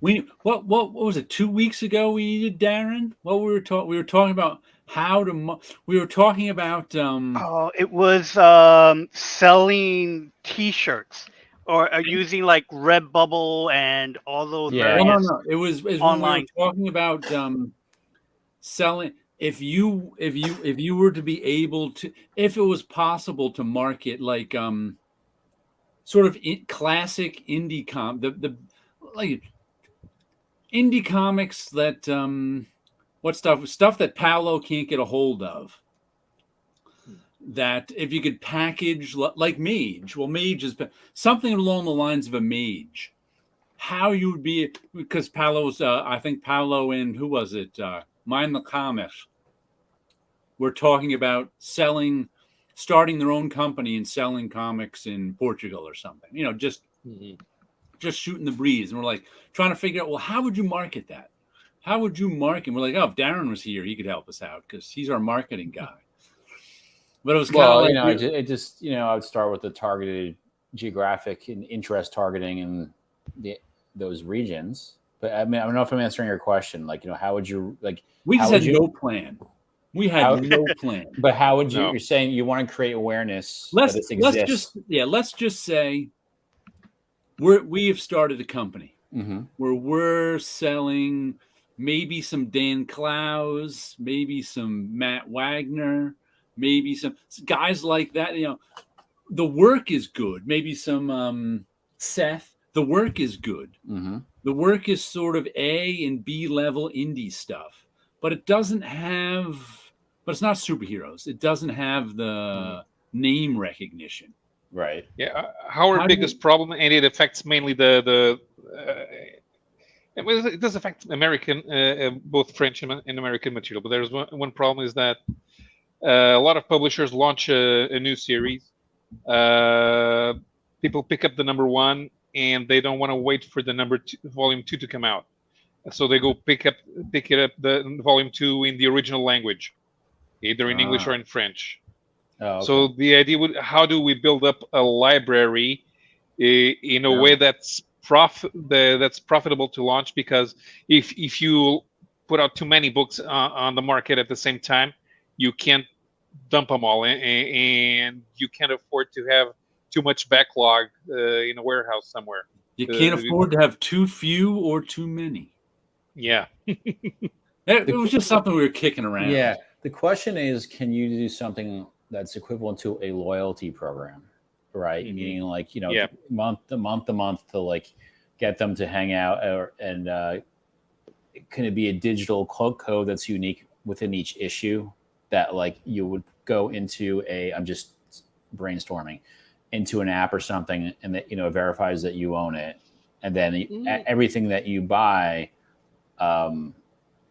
banks into that, and like, okay, you unlock a reward of something once you hit so many issues bought. I'm just trying to think of ways to like establish loyalty. Yeah. One problem that we have is that it also happens in the United States because it's the same problem, but our target audience is aging. Yeah. We are not tech savvy. Yeah, some of them, even if they are, they don't want the entertainment to be digital. And we're actually spending a lot more money on comics because we've had this amazing publications with very high material, but they're more expensive. Mm-hmm. But there's no point in doing slim periodicals nowadays because there's no newsstands. Yeah. And that would work for like if I'm trying to launch a Seth series, for example, it wouldn't work because nobody's going to pick them up every month. Which is why they make those big those little hardcovers now. Yeah. So how do we capture new audience at the same time that we have a profitable product that's a done-in-one that can be a satisfying read? Just a series of one-shots. Like, is that like a kind of like self-contained stories each month? Yeah, if we could have something like that, it would work. That's what Piscor's model is with his Red Room. I haven't read it, but like I respect him that like that's his kind of strategy, or maybe he just wants to do one-off issues. So they're all within the same. It's still the same title. It's just self-contained stories. Mm-hmm. I can tell you. So Jerry must have spoken about this back. I remember this so clearly back in 2004 when I was last there with you guys. Mm-hmm. There was a college intern who liked comics a lot, but she didn't know the business well because she wasn't right. She didn't know it that well. So she was asking me very innocently, "Hey Darren, every year do they start renumbering series every year? Like it's like a season, right?" And so that just goes to show you, that relaunching with new number ones almost constantly, has, someone new coming to the hobby. It's just like they think that's just the way it's always been, basically. Yeah. Not your marketing tactic. But like I'm trying to tie into what you're saying, Paolo. It's like, okay, they buy the first issue, then they'll buy different language just to keep going with it because it's available, theoretically. Yeah. This is a challenge since, at least 20 years. Like in 2004 or 5, when I was last there, like, the idea was that there's these movies on the horizon. How do we capitalize on this? And, then there was those, how do you get the people from the movie theater into the store? It just doesn't happen. The only way it works is if it's like a self-contained perennial, like a Watchmen, where people are like, okay, I want to buy it one shot. I'll buy the trade off Amazon for $10 or something because I'm curious to know the story. Yeah, because people buy the when a movie comes out based on a book, the some people do buy the book, right? But I even with the movie people, I know, and it's kind of weird whether anybody thinks this is way over the top, like. What some people seem to be expecting is that somebody watches the X-Men movie and they want to go immediately to the comic shop to start committing to buying 12 issues of X-Men per year. No, why the hell would they do that? Yeah. Why the hell would anyone? Maybe if they like it, if they like that first one, they'll come back in a few months and buy another one. Look, the idea behind Ultimates in the early 2000s was the accessibility, new jumping on point without the baggage of decades of storytelling. But we knew that would get convoluted real quick, also, right? Yeah, and it had story arcs and. Mm-hmm. You know what? I think Marvel really missed the boat on. They had a good idea. It must have been 10 or 15 years ago now, where they put out hardcover graphic novels called like X-Men Season 1, Fantastic Four Season 1, Spider-Man Season 1, sort of stuff. And I was like, this could be a good. What I thought the concept is because people are always like, where's a good, because it was all movie stuff. Where's a good starting point for the X-Men? What I thought they were supposed to be doing is kind of going, because they don't want to give people, like you said, what's a good starting point for the X-Men? X-Men number 1 through 5 from 1963 or whatever. It's like, that's just not a good starting point. It isn't. So it was like, they can make these new that kind of tell the same story but establish everything. I'm like, there's a cool idea. And I remember I picked up the X-Men volume just because I was curious, because I'm like, that's what I thought they were going to do with it. Instead, I picked up the first volume, and it was like they threw you had to know tons of things about the X-Men universe in order for this X-Men season 1 to make any sense to you. Because it's like all the relationships were already established, and they were telling a story with these. And I was reading it going, why did they do that? And sure enough, the project was gone in under a year. I was just like, that was actually a good idea if they actually pulled it off well, but they did not. I remember an attempt, I think it was in the 90s. This wasn't a one-off. These aren't issues. This is within like... these were hardcover graphic novels. Yeah. I remember on the inside front cover of, like, let's say X-Men, it'd have a summary of, like, how we got to this point. Just prose, just written. Right, okay? Right. Just to, like, so there's an attempt. I mean, I'll applaud the attempts, And then there was format attempts again when I was there, 2004 or 5. There was these, I forgot what they were called. Wilson, you might remember, like these.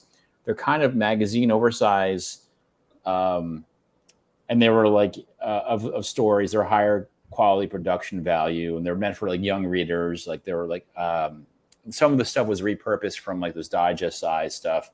That was like they'd have them like in Walgreens, and the idea it was it was meant to be for like general audiences. I forget the name of these things. Just Spider-Man, Hulk. Comic Crack, dinner's done. What did I miss? Nothing. You missed nothing. Well, we're back. Yeah. We're back to a conversation we were having like 3 weeks ago that we needed a marketing guy to continue. So Darren's here. Yeah. It needs a convoluted it needs a convoluted explanation for new readers, for new watchers. Yeah. In order to read these books, first read these books, huh? Yeah. Go back 3 weeks to watch our 3-hour show and then come back here.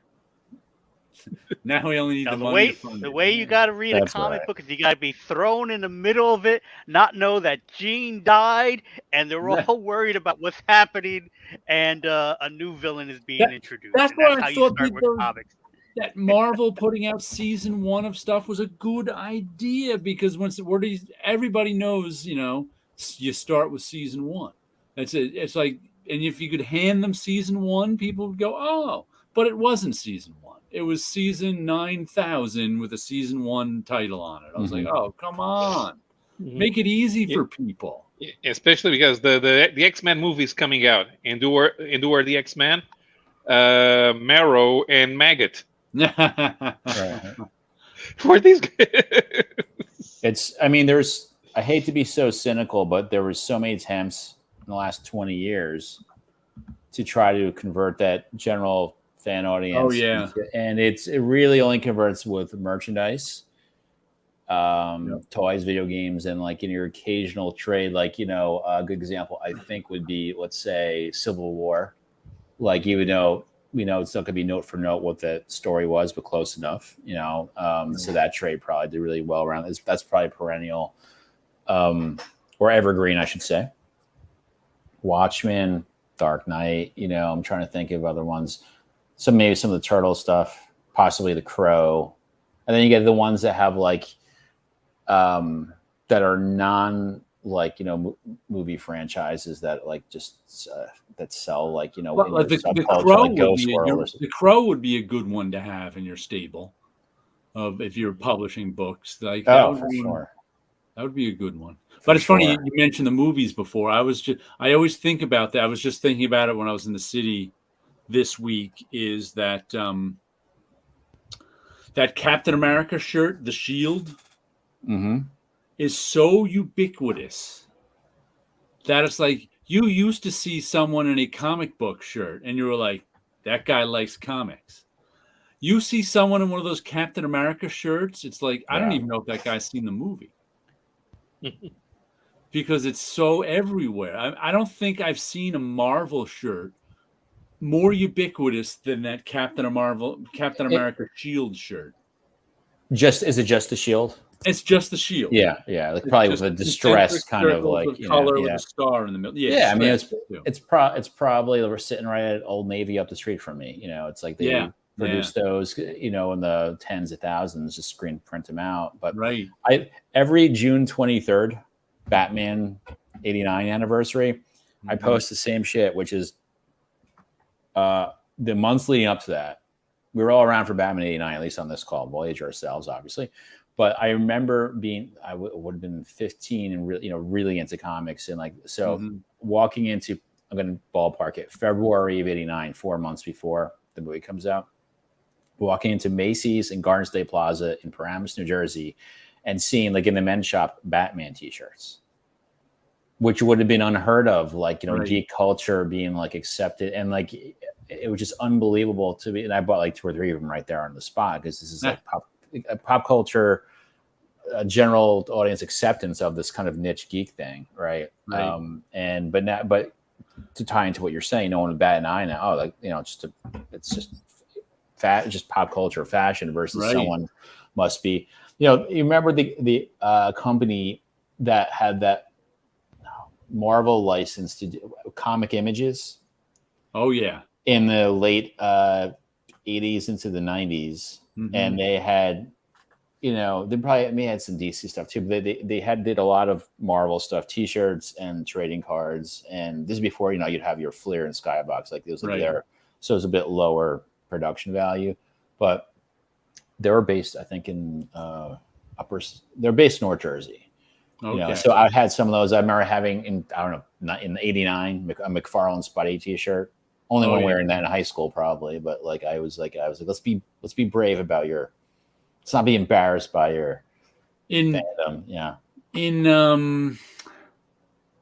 God, it must have been. I think I bought it at Heroes World, so it must have been when I was at Purchase. So it was we're talking 1988, 1987. I bought a Grendel sweatshirt just because it was so beautiful. It was. Was it graffiti designs? I think it was graffiti designs. Yeah. It may have been. And Bob it Chapman. was Christine Spar Grendel with that villain of hers who had a kabuki outfit. And it was just so beautiful. I didn't even wear it. I just kept it in my closet because it was expensive. It was a $40 sweatshirt at the time, when I was in college, and wasn't buying $40 sweatshirts. Nowadays it'd be $120 sweatshirt or something. But I bought it. I may have worn it once or twice, and I was always afraid to wash it. I'm like, if I wash this, and the colors were so bright. If I wash this, the colors are going to fade. One day I eventually washed it. Colors faded. It was nowhere near as impressive, and just sat in my closet for a few years before I got old and I finally got rid of it. But it was a beautiful sweatshirt before, I have so much respect for the guy. His name's Bob Chapman. Wilson, you might know that name. But he was big, he properly licensed everything. It was big on high quality. Yeah. He was doing beautiful, and he also, I don't know if they're still around, but it's so easy now to bootleg t-shirts basically, online with any of your Red Bubbles. I wonder if it just destroyed his business. But he did some licensed, I think Marie worked with him on some kind of Akira special edition. He did some high-end publishing of of comic stuff that I do think Marie definitely worked with him. Yeah, you can find graffiti design ads in the 80s. Oh yeah, they did a ton of stuff. It's funny that you mentioned Grendel, because I remember when I was working in the comic book shop, I had bought a Grendel mask that they had made, and I wish I still had it. It was just, I got it mainly because it kind of reminded me of Spider-Man's mask, and they never made a mask for Spider-Man. I made my own when I was in college for one Halloween. Did you? I found a black mask somewhere and painted the Grendel eyes on it. It was such an exciting time for, I always harp on it, but I'll give you an example. The Son of the Demon hardcover. Oh yeah. Okay. Yeah. So that it was shrink wrapped, and it came with a card that you could buy a poster version of the cover. Was it Obar? No, who illustrated it? Jerry Bingham. With Jerry Bingham? Yeah, and so he painted the cover, and for the soft cover, it was a really nice cover. He painted as well, but so for the hard cover, which was which preceded the soft cover by maybe 6 months. Right. So I mailed away for the poster, it wasn't free. It was me, Yeah. $15, but it was. I remember it. The paper stock was very high quality, very heavy paper stock, beautiful reproduction. I framed it. I wish I kept it, but you could find those a bit on eBay too. But like I am astonished. Like Marvel, do they have a poster program? If not, they should just partner with your Redbubbles of the world, one of those to make some of their back catalog available. Posters. That's it. There are some online places similar to Redbubble that Marvel has a license with. Okay, good. And you can find Marvel posters in places like Five Below. Mm-hmm. There's some Marvel posters. Usually they get whoever's designing their stuff for them, they're doing vintage like items to make it look like, oh, these posters would have came out in the 80s or the 60s. They use the same designs. I've been noticing they've been making mock covers of events that never happened. And they're not events. They're usually pinups of just the characters. So I'm guessing that there's a style guide somewhere. Here are the approved images you can use. And they'll just toss a bunch of characters together and just say, okay, that's the Avengers. When it's like there's characters on there, it's like those characters were never Avengers, but sure, whatever. And they'll say like they'll even put in a mock Avengers cover. Mm-hmm. Again, it's all pinups of characters, and they'll just toss a number on there, and that's not the number, and it's like, okay, that's what they're going for. So they've made things like that I've noticed in places like Five Below. I think last year I showed off a calendar that I bought where they had these covers. And it's like, okay, if you look at the titles of the covers, these are from the current movies that are out. Because there was one for Ant-Man, and Ant-Man never had a self-named title. And it's like, oh, they're just redoing a Tales to Astonish, but it's calling it Ant-Man instead of Tales to Astonish. And then they were also designing it to look like they were old comics that went through the ringer. And it's like, I don't have a nostalgia for messed up comics. Yeah, neither do I. The nostalgia is for really nice looking comics. Right. They weren't messed up when I bought them, and I don't like them messed up. Exactly. So it's like the ones that I do have messed up is because I eventually bought back issues, and I have the messed up ones because those are a little more easy to afford than, getting something mint. Mm-hmm. Right. So there are programs out there that I've seen. Remember when Marvel was pushing Inhumans down our throats? Yeah, that was all Ike. That was Ike. oh, sorry. I'm thinking something else. Yeah, that was Ike trying to be creative, I guess. Yeah, because Marvel movies didn't have the X-Men, so Ike was resentful and didn't want to push X-Men comics. So all of a sudden, somehow I wonder whose idea it was to push the Inhumans. I wonder, because it probably wasn't Ike's idea. It was someone who went, to alleviate Ike's problem with the X-Men, we'll make the Inhumans the X-Men. Someone like had some editor, some marketing guy had to come up with that idea. Could Ike have written a memo to staff? What do we have that's just like Inhumans? Or he went. You know what? Staff. He probably went to Dan or. He probably. Said, what do we have that's kind of like this? Find it, use it. See, I don't even know if he could do that much. I don't even give him enough credit to be anything but reactive and saying we can't use these. Right. And then someone else would say, "How about we use the Inhumans?" He very well may have said that. I just don't give him enough credit to. Paulo Costa, have you read the article that stated that last year there was a rising interest of young readers in every genre of books due to the way books are divulged nowadays? TikTok, Instagram. There was. I guess there was. That you should have read, not us. So it must but nobody knows how much comics sell in the United States anymore. Yeah.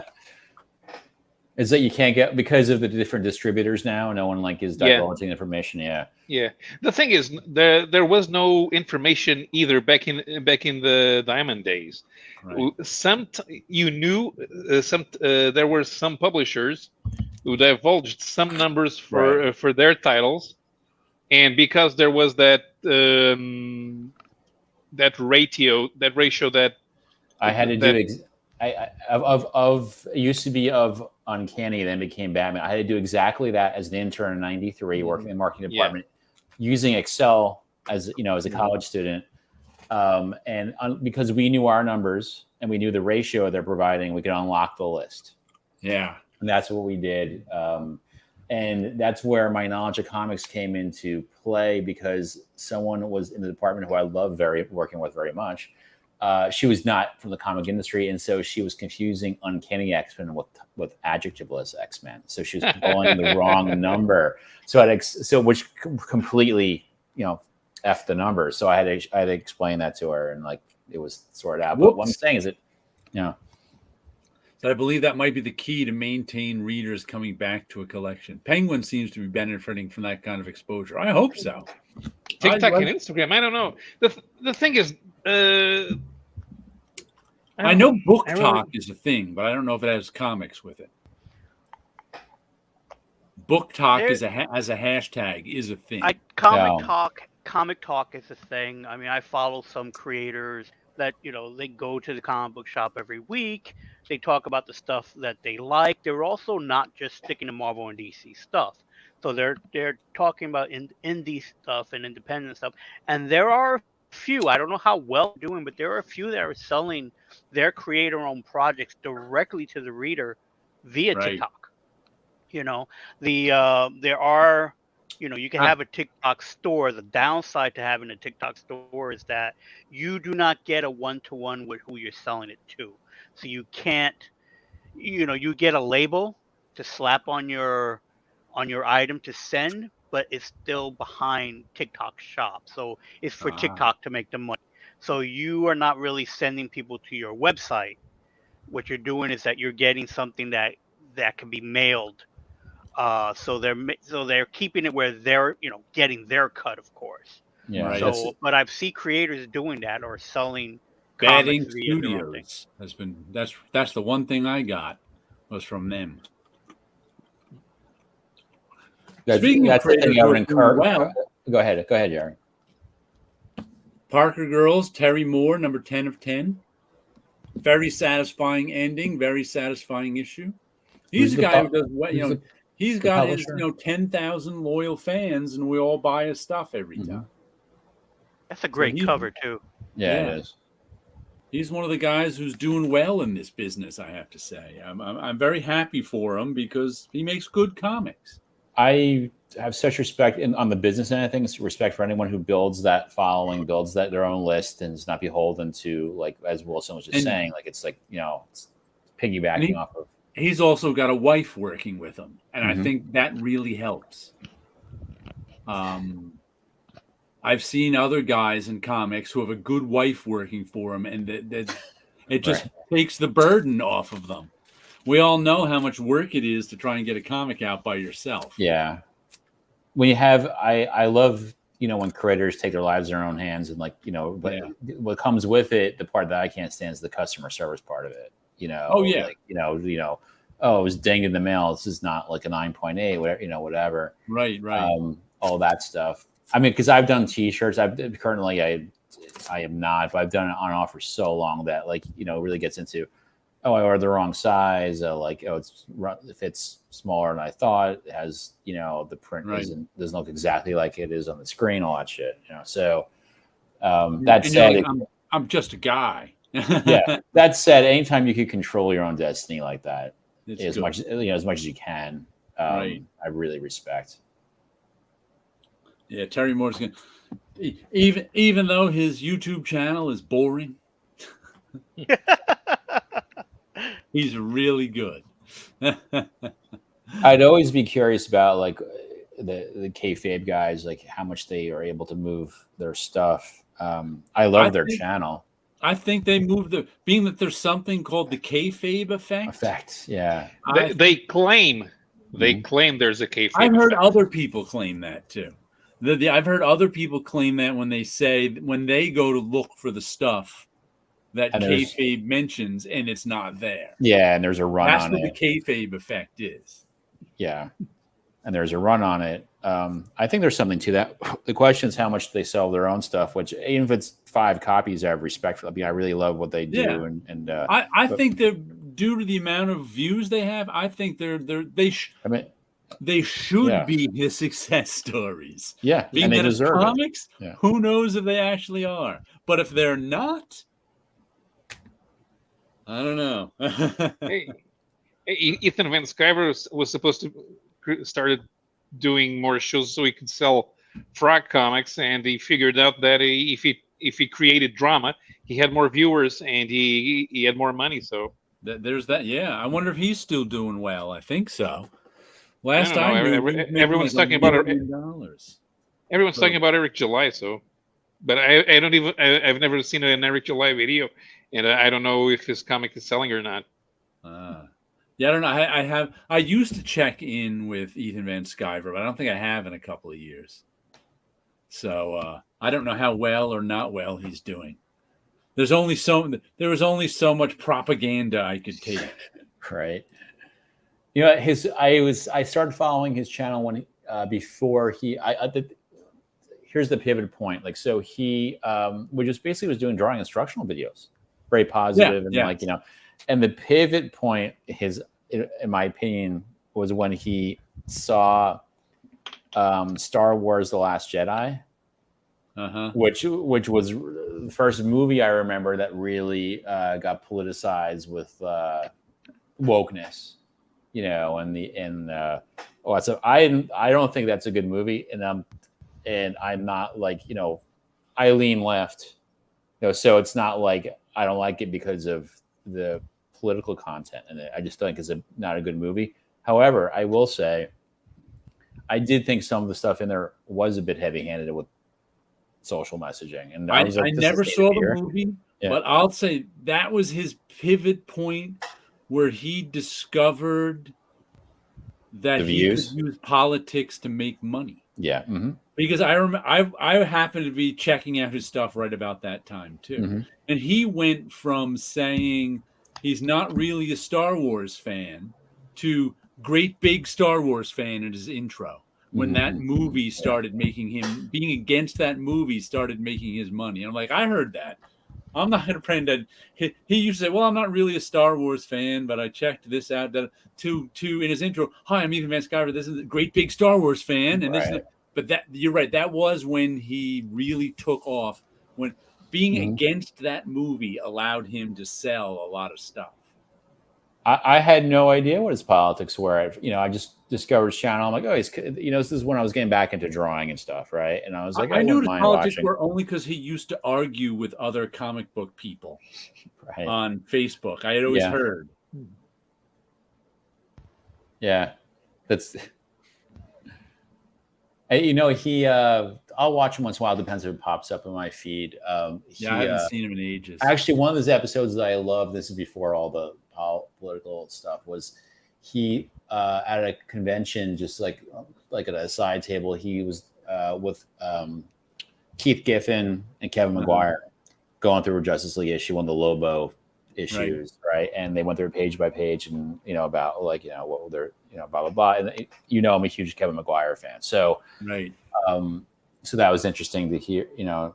And he was a huge fan of those guys, and like it was like, so it was a love fest. Like, but what's interesting about it is McGuire and I would guess Giffen are very left, and so, but this might be before all that came out, you know, in terms of like, you know, the high emotions, right? Holocaust, like you said, comics websites are useless, and the readers buy due to famous bookstockers and bookstagrammers' opinions. Do they? Look, I have to admit. I have to admit something. I'm stumped why anyone would ever watch somebody who's labeled an influencer for anything. You're so old and cynical, Paolo. You're not hip and young. The article is from Espresso newspaper. Sorry, guys. I have the link, but only in Portuguese. Yeah, no, they copied some sort of advertising leaflet from a bookstore. It's not an actual report. It's advertising. It's not real. His brother Noah has a lot of fantastic interviews archived. Ethan is a fucking idiot. He just uses politics to sell things. Yeah, that's not what I'm interested in. I'm more likely to watch sometimes I'm more likely to watch drama videos than I've never because I usually don't watch interviews with most indie publishers. Yeah, I don't watch a lot of Indie artists. interviews with indie publishers either. I like when the people show up at when they come up with new interviews at the comic book historians website, YouTube, which is very rare nowadays because their podcast hasn't been updated in a while.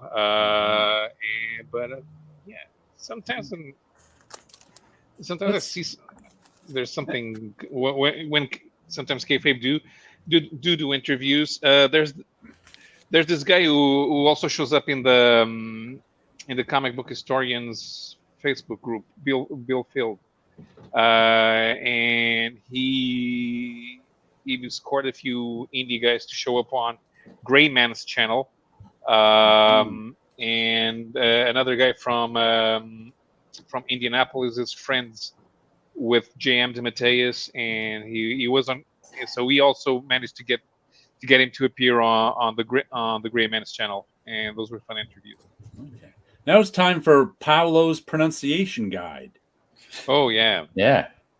Because I got the latest Swan songs by W. Maxwell Prince and Felipe Andrade, Andrade, who I'm told is a Portuguese artist. Yes, he did a few of the Marvel fairy tales back in the day. And how do we say his name? Andrade. Andrada? Andrade.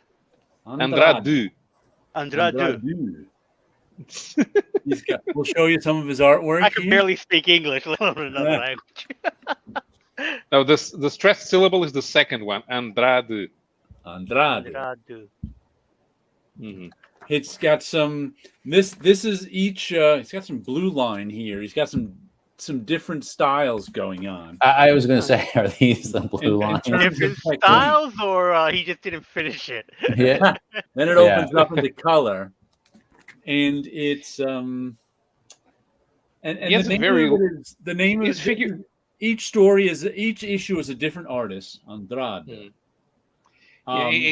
His style, the way he draws figures, it's very liquid. Yeah, I can see that.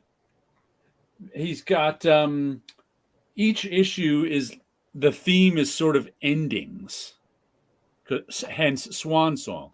The last one was about the ending of the marriage. I think the first one was death, and this one was like an Adam and Eve story, a post-apocalyptic Adam and Eve story. And it even says at the end, "Worlds end, worlds begin anew. Cain slays Abel, brother kills brother. What that we could tell a new kind of story, maybe someday." So they're even letting you know we're telling the Adam and Eve story because that's the story of mankind, kind of thing. So it was nice. I enjoyed the first two issues. I enjoyed this one. W. Maxwell Prince is a pretty good anthology writer, I have to say, because all his stuff is really anthologies. Ice Cream Man is really, each issue has a different story. He's done a couple of, I can't remember the last one he did, like this, different artist every issue, and each one self-contained. So I got to say, he does a nice job with these. He must have a lot of ideas in his head. Let me get rid of that phone. I mean, do you guys? I'm sure you remember that. Was it right after Action 600 where they did Action Comics Weekly? Mm-hmm. And it was an experiment that didn't last long because I feel like it ran through maybe 40 or so issues. And if that's a weekly, that would mean like 10, less than a year. Yeah. What series? Action Comics right after Action Comics 600. Action Comics Weekly. Right. Yeah, and then didn't last long, like under a year. And then, but then when I went monthly again, I remember they had Perez doing covers. They were really nice covers.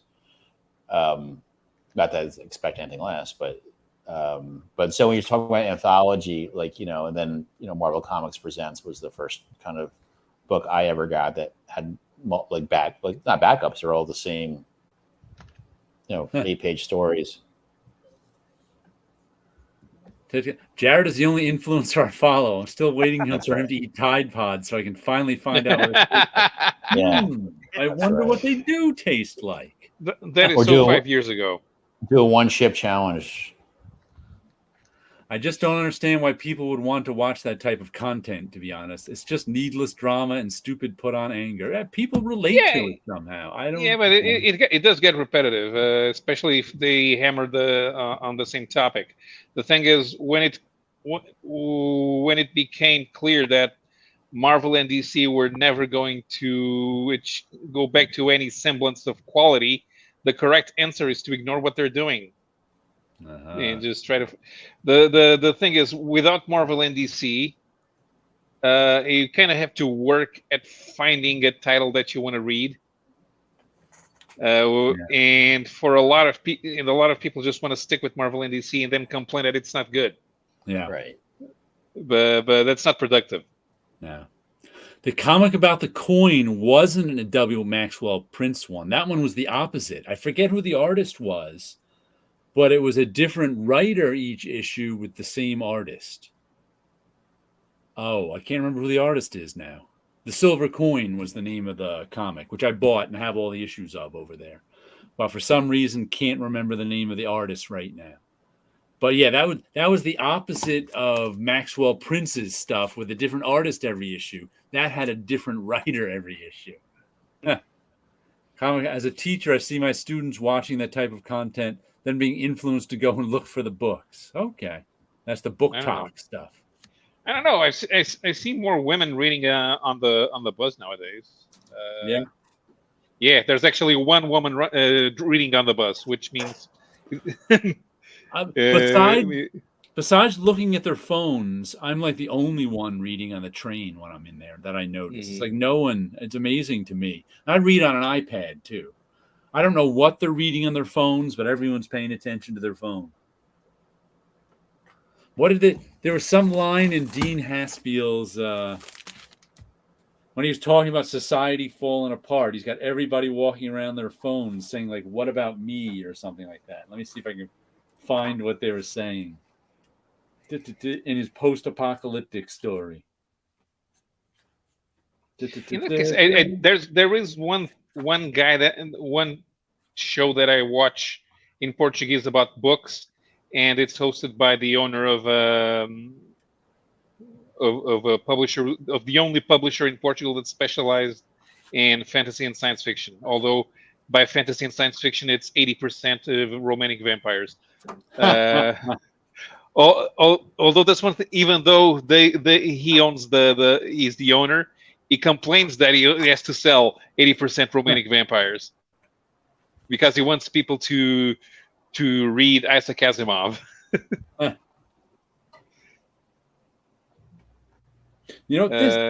This isn't a very long comic. I think it's only 24 pages.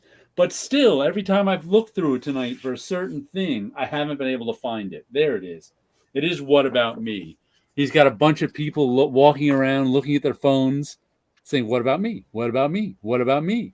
And that's the post-apocalypse. That's why people didn't notice the apocalypse happened. Is the limited color palette trending on Twitter? What was that?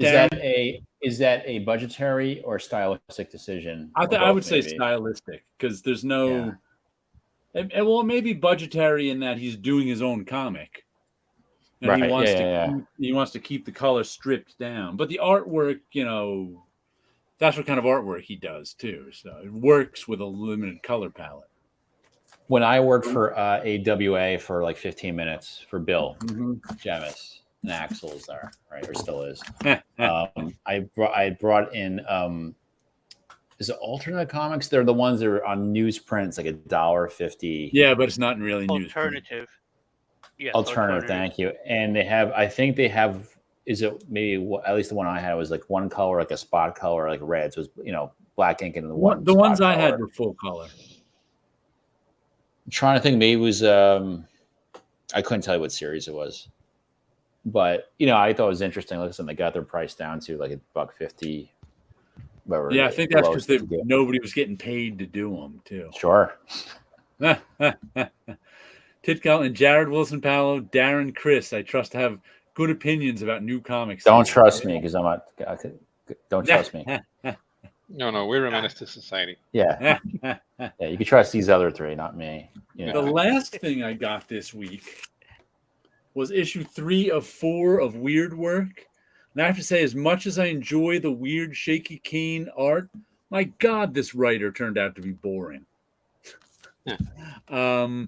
It's mostly police procedural, but they just keep talking about, in every scene they're talking about the case, going from place to place, talking about the case. And it's like, there's no, okay, we should do this now. Okay, let's talk about the case here. Let's talk about the case here. Okay, we should do this now. We'll talk about the case here. We'll talk about the case here. Okay.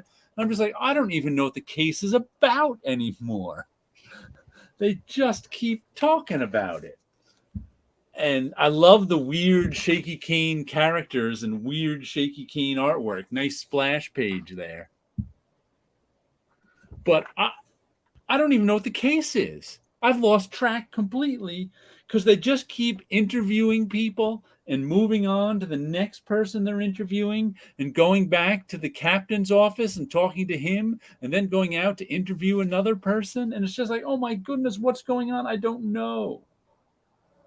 So, did the captain at least yell and get out of my office? So I don't know how to do, and the guy even was in a coma for a month in this one, the lead character, and it didn't matter. He just woke up out of the coma, and at the beginning, I think at the end of last issue, he got hit in the face by a bunch of drugs they call froth, and then he wakes up in the hospital this issue, and he just continues with the case. Now, I'm usually okay with, police procedurals and stuff like that, but come on. They just keep interviewing people. And the people have nothing interesting to say. The writing is nowhere near as interesting as the artwork. They just give them the next clue in the case or something, and it's just like, oh, man, stop it. Well, it'll stop next issue, so. I'm just glad it's only 4 issues, so I don't have to drop it. And I like the Shaky Kane artwork is good. Matter of fact, the second time I go to read this, I'm just going to look at the pictures. See what the pictures tell me. SBPT, I'll share with you, it's not a comic, but I'll say it's comic book adjacent artwork that highly recommend, which I got recently, which is the Art of the Box, which is illustrations of video game box cover art from we'll go solo layout for you, so you can show some of it. From Atari all through Nintendo, Super Nintendo. So in here you have stuff by Julie Bell, Boris Vallejo, Frank Sirocco. Back when the art on the box was the best art in the video game. Right. Yeah. So I mean, just a lot of this book is like tailor made for me because I'm just trying to a lot of fantasy art stuff that was used to sell all you get the idea. Back when we used to say, why can't the video game look like this art? Yeah. Oh yeah. I mean, talk about a book that this is in terms of stuff that I love and trying to emulate with my stuff but it goes all the way through probably a lot of comic book artists in here. Show us a couple more pages. A lot of fantasy art that looks like D&D. Okay. Depends on the game, but let me see if it's not in sequential order in the order. Chronological it's not chronological order and wait. It is broken down by artist. Okay. So there's a lot of I'm not even sure if I knew who David Rowe is, but I'm sure I've seen his work. But I'm just right. I don't know the name of any of video game box artists. The first comic book video game art that I really loved, and it would turn out to be a comic book artist, was Frank Sirocco. Okay. Who worked with Carl on Alien Legion. That was probably his most, and Right, also that's where I know him from. Yeah, and Defenders covers a lot of stuff. Was very J.C. Leyendecker looking, but like adapted to like comic book fantasy. But he had done the box art, and there was an inside comic book for Yar's Revenge. Okay. And because they were developing like the lore behind what this game was about, so there was an insert in it. It's illustrated by Frank, but it was, to me, early example probably blue line coloring, like airbrush coloring, because there's a line art. It looked better than any comic you ever saw at the time. This is like 1982. So give or take a year. And so, it's amazing how I was introduced to some artists through ways I didn't even know I was being introduced to them, if that makes sense. Like I have a book on my shelf behind me of not Choose Your Own Adventure, but it was called Time Machine. Do you remember these? Maybe Wilson might remember these. And here, where is it? Let me grab it. Hold on a second. Choose Your Own Adventure. I remember all sorts of Choose Your Own Adventure stuff, but I never really got into it. I read like if it was connected to something, like I read like the Choose Your Own Adventure Indiana Jones one or a Spider-Man one type of thing. So if it was connected to something that I already enjoyed, I would buy it like that. I had this as a kid, and then I rebought off of eBay maybe a couple of years ago, and I always loved the cover. It's like the same publisher as Choose Your Own Adventure. Like there's like pages you turn to, and it's the same sort of idea. This is Dave Stevens, and I had no idea because there's no signature. Maybe it's covered, maybe it's cropped, but I only knew within the last few years that this was actually Dave Stevens. But like I remember staring at this and just loving the shapes and the execution. And like they all had really good covers, varying artists. I don't know who did this one. But I had these as a kid. So this is, they're commercial artists, right? So it's like. Buddy of mine just bought a huge stack of Choose Your Own Adventure books. I love those as a kid. Fighting Fantasy is the one for me, though. Okay. I'm not sure if I knew that, but. Time Machine. Yeah. There was TSR put out their version of like, Choose Your Own Adventure, like Dungeons and Dragons, and the covers were by Larry Elmore, did the cover art for the boxes for the sets, right? There's probably a bunch of artists on, not just him. But that, my introduction to a lot of the stuff was, commercial art, like the video game boxes, By the way, did you guys see that thing that popped up in the comic book social media world this week? I think just yesterday or maybe even today, called like what is it named here?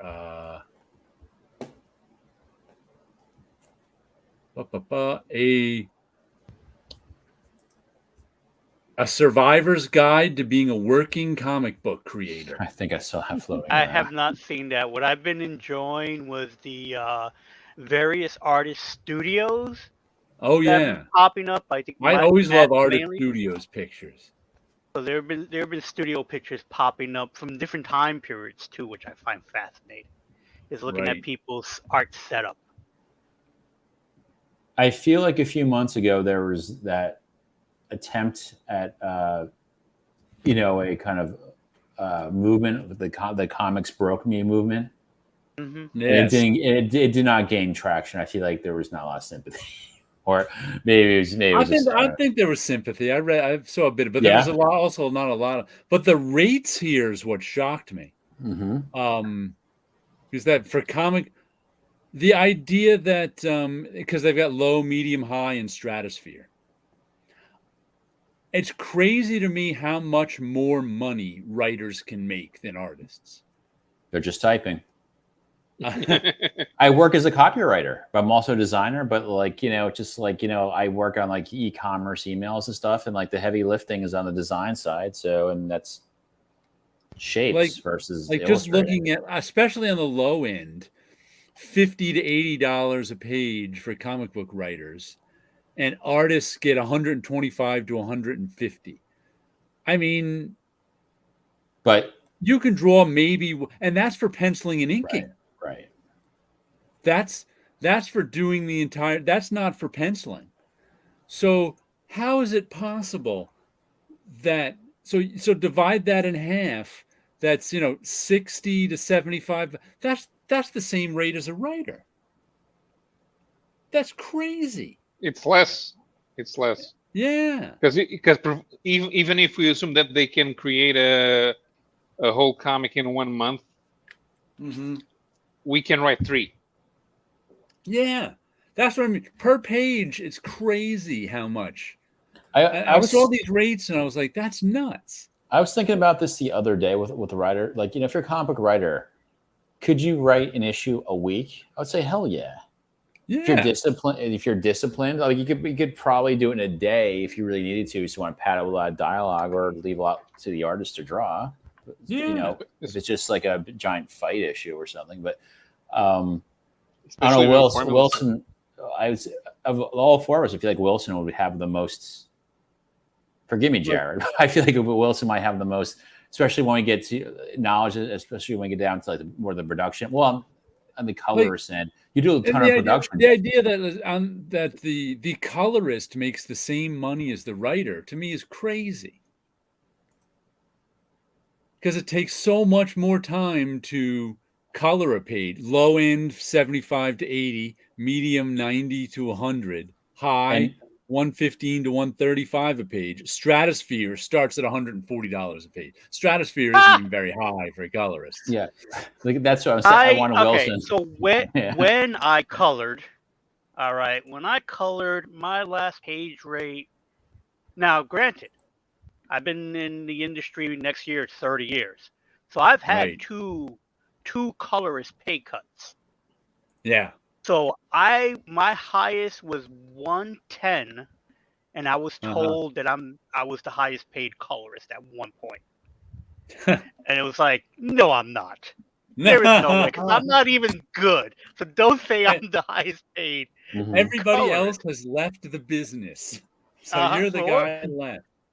For order for me to be, so I look at those numbers and it's like. Yes, there have been times where I've got them in that area. Like I had hit Stratosphere for lettering, lettering toy comics, as a matter of fact. So these are comics that were inserted with toys. So it wasn't really because I was working for a comic book company. I was really working for the toy company. So whenever you do anything that's comic book related outside of the comic book industry, you hit those Stratosphere numbers pretty well. Yeah. Yeah. Even when I was doing a little bit of coloring on storyboards, those paid pretty well. But again, with those were a pain to do because every 5 minutes there was a change coming in. Yeah. Wilson, how common is it for colorists to use an outside flatter? Quite common. I cannot work on anything without using an outside flatter. Hell, when I started, I was flatting, and I used to make good money as a flatter. Yeah, I was making $20 to $40 a page for flatting for other colorists in the industry. Because it takes so long. How people are finding good flatters? They work overseas, so it's like right. So one of the flatters that I use, that I always use when I do color, because it's been a while since I colored. When I do color, I use a flatter overseas because she's only charging me $10 a page. Right. And if I'm only making a couple of bucks, because again, when I was coloring for their name is escaping me right now. They did a series called Action Verse. I don't remember the comic book company. But when I was hired, they were like, "Can you do it for $25?" I was like, $25 a page. I really don't want to do that, but I was doing it. But I was doing it for the writer because he was like, he couldn't find anybody, and so I did it for a favor for him. And in the middle of it, they wanted to change it from 25 to 20. In the middle, and it's like, no, I'm doing this as a favor, only as a favor. That's the only reason why I'm doing it. I will do a project that low for one or two reasons. Either it's a favor for somebody, or the project is so interesting It's a passion project. I'll do it. It's a passion project. Yeah. And I know that, it's a 4-issue series. I'm going to be gone, so it doesn't matter to me at that point. I could do that while I'm doing other things. And in the middle of it, they just wanted to change the price. And it's like, why? Are you saying there's no money for this? Because here's the other problem. The book was funded through a Kickstarter. So the money's there. The money exists. The money is sitting in a bank. The reason why the writer went with this publisher was because of distribution. Right. So the money technically was already made for this. And then all of a sudden, we need to give you a cut. And it's like, I'm not taking a cut. So the money ended up coming from somewhere else. Luckily, that writer was also lettering it. So he basically said, I'll give up the lettering money just to pay me on that project. So there's been stuff like that. And then the funny thing is, or the saddest thing is about doing the lower amount of money you get as a page rate, the more problems that company wants to give you and bother you for. And yet I've worked for companies, again, mentioning the lettering, doing that the toy company lettering. I gave them the voucher and not a blank, nothing. It was like basically, is this much? It's a high amount. We're paying it. And it's like, it's insane. Comic Cracker. Fuck favorites, Comic Cracker. I have not done it since then. Okay. But I've done stuff for less. And that whole comics broke me thing, when that went by, I was going to start writing some stories. And then I realized, but the problem is it didn't break me. Right. There's plenty of companies that never paid me. I have no problem saying that Blue Water had to change their name to Tidal Wave or whatever the hell they're calling themselves now, because good to hear, Wilson. Yeah. Comics broke me when I got laid off because I was broke. I think when I got I usually say I parted ways with Marvel, but when Marvel fired me, that didn't break me, but that really irked me. That really bothered me. My mind, it was like, I'm going to retire from there. I was, joked around with Dave Sharp, that we're lifers. We know the gold watch we're going to get is not going to be real gold. It's just going to be a Spider-Man watch. But we were, my mindset was like, I'll stay there. But, at the same time, while I was at Marvel, let's say it's been 30 years now, I was doing work for other companies. So I was still making money. I was still being creative. And I think that was the more important thing, as long as I was able to be creative. But here are the suggested rates from 1978. From the Guild plan, From the Comic Book Creators Guild, which are just about the same as they are now. What was this? The Neil Adams spearheading this, or was it? I forget the. I don't know. Yeah, it could have also been from the graphic. What is that? Graphic Design Guild. That's been around forever. It might have been, but it's just like it's crazy how little comic people get paid these days. It's just nuts. I really think, with me, as guys have been pursuing, not too hard though, because I had a family thing this year, but it's a bucket list thing. I want to do some cover art. It could be for not a big publisher by any means, but go ahead, Paolo. There's an article here in Comics Alliance from 2015. So it's describing the Comic Book Creators Guild. So members include Paul Levitz, Neil Adams, Jim Shooter, Frank Miller, Walt Simon, Chris Claremont, and many more. And this is for 2015. The recommended rates adjusted for inflation would be $1,080 for artists, $360 for writers, $144 for letterers, and $252 for colorists. If you adjusted those 1978 numbers, right. Yeah. If there's some kind of back end, here's an example. All right, I'll name some. I was about to name Adam Hughes, but I don't want to name someone who's that already has kind of a big following and power in the business. But let's say you're a variant cover artist and you're starting to get some traction. Yep. What deal can you cut for licensing, and this is what I'm interested in, licensing your own art to sell on t-shirts, to sell on prints. So like, I know those deals are cut. Like, okay, you can produce your own variant cover and market it to your own following.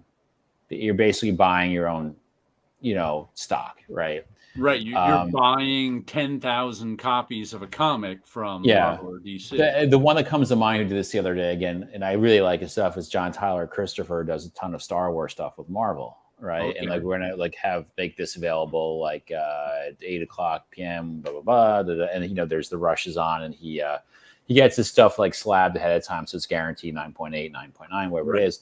My interest is not just that, but like tchotchkes. T-shirts is always the big one with me, so to be able to officially license even my own stuff, I don't care if I have to give up a few bucks a shirt, but that's okay. Yeah.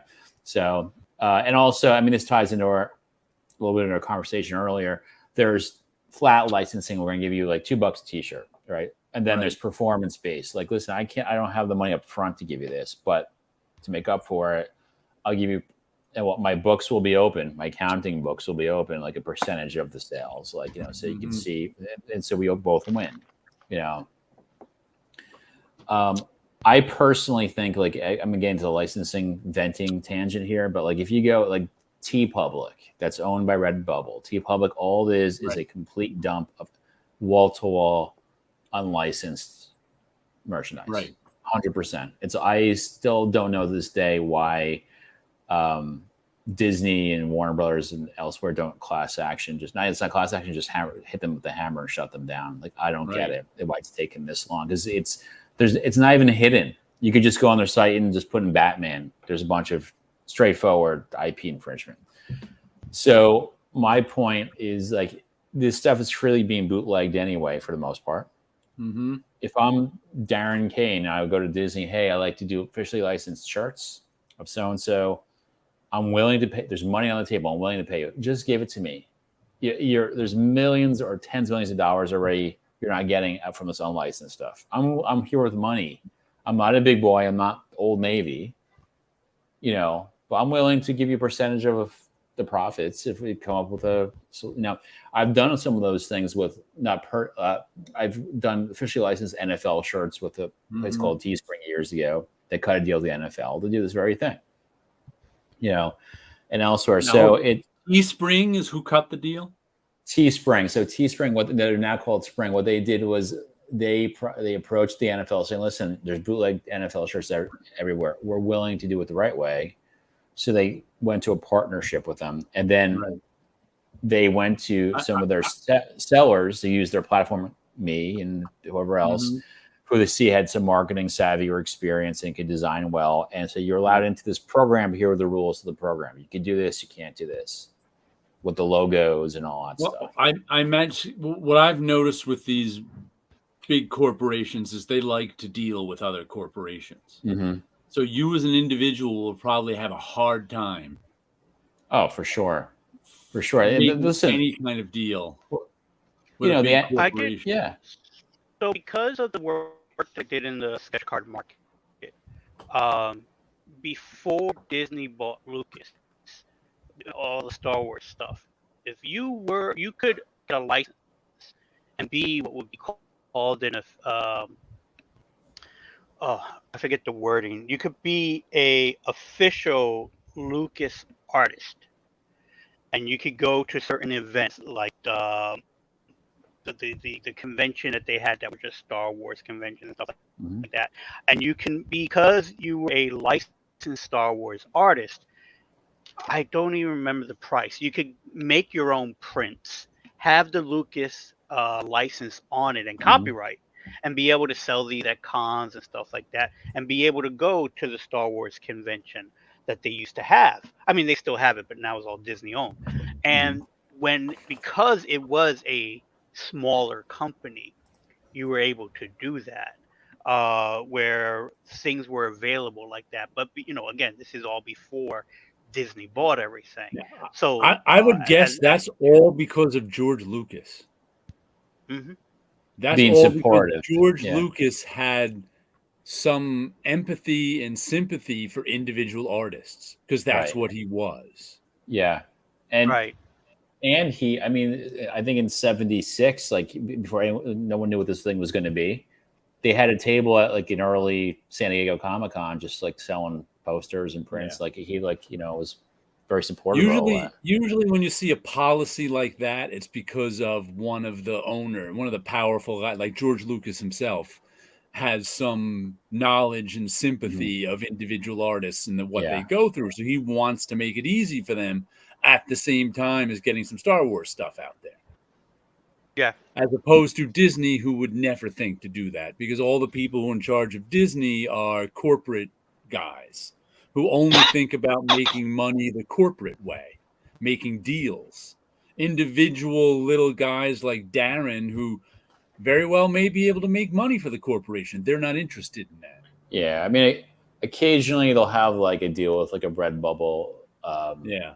That is like allows fan art within these rules, but because everyone has to play within the same rules, like it's like everything looks exactly the same. Like they have the same like kind of like dam of art that they need to like pull from and all that. I had a short window of opportunity 7-8 years ago to do officially licensed Star Wars shirts, and I was the most money I ever made in my life in a short amount of time, because I was doing stuff like with like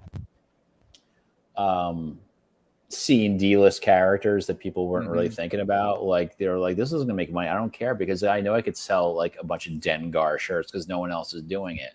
Right. So I'm like, everyone else is doing their Vader t-shirts and Emperor, like let them do that, or Han Solo. Let me do, like, I like all the guys in the background. If in the 70s and 80s Kenner could successfully make figures of these characters sitting in the background and no one knows who they are, I could do it with t-shirts. That was the idea. And so I did. Paulo Costo, dinosaurs eat man, women inherits the earth. If ladies are the ones buying more books, mind the comics, and you should release vampire graphic novel first, or The Crow, and then Mobius's Inkle. Lots of vampire comics. God, or Vampire Inkle. Vampire Inkle. God, do I regret in the mid '80s not buying those epic Mobius? I got a lot of them at Marvel, and I bought some in the '80s. I still have them, but I don't have all of them. I was a teenager at the time, and like when they came out, I don't know, 86, 87, I was like 13, 14. I was new to all this. Like I didn't know what it was. I don't know if I even saw it on the shelf. I remember seeing the ads for them, the house ads, like on the back of the Epic books. And I knew they looked beautiful. I'm not sure if they were in the comic shop that, but like, I just loved the production about design, the actual books themselves. It's right in my kind of wheelhouse of like aesthetic. So his aesthetic. About a month ago, Comic Crack did a video reacting to the Comics Broke Me hashtag, and he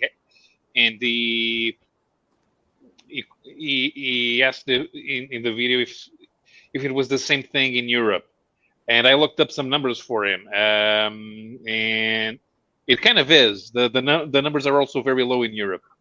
And it's a very basic math that I did, but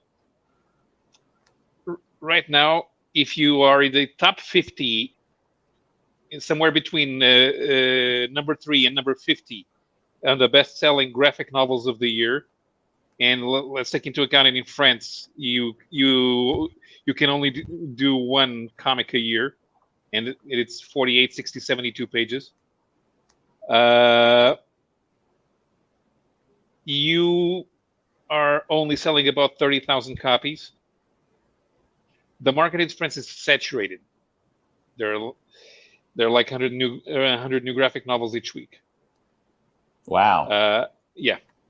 And so if 30,000 copies gets you into the top 50 for the year, if you are the artist and you're working with a writer, and the artist does everything, layouts, pencils, inking, and maybe even coloring and lettering, you make $30,000 a year. Surprises the hell out of me. The numbers are lower in Europe. So I guess that's the key right there: market saturation. And there's no page rate. You get you get royalties. You only get royalties. So that's $30,000 a year. And so if you have an assistant, you have to pay. You have to pay the assistant from those $30,000. Right. And once again, the writer has the potential to make more money if he gets maybe 4 graphic novels out there. Right. Working with different artists. Only get royalties? You must get an advance on the royalties. You get an advance on the royalties if you're a bestseller, but it's still $30,000. So we thing called royalties, because we do not get them in comics. Yeah, but here's the thing, because in France they're mostly creator owned. So you, of course, it's in the publishers function like book publishers. You get royalties. Yeah. In comics, we get, and by we, they get incentives. Yes, is what it was called. We did not get royalties. We got incentives, and incentives.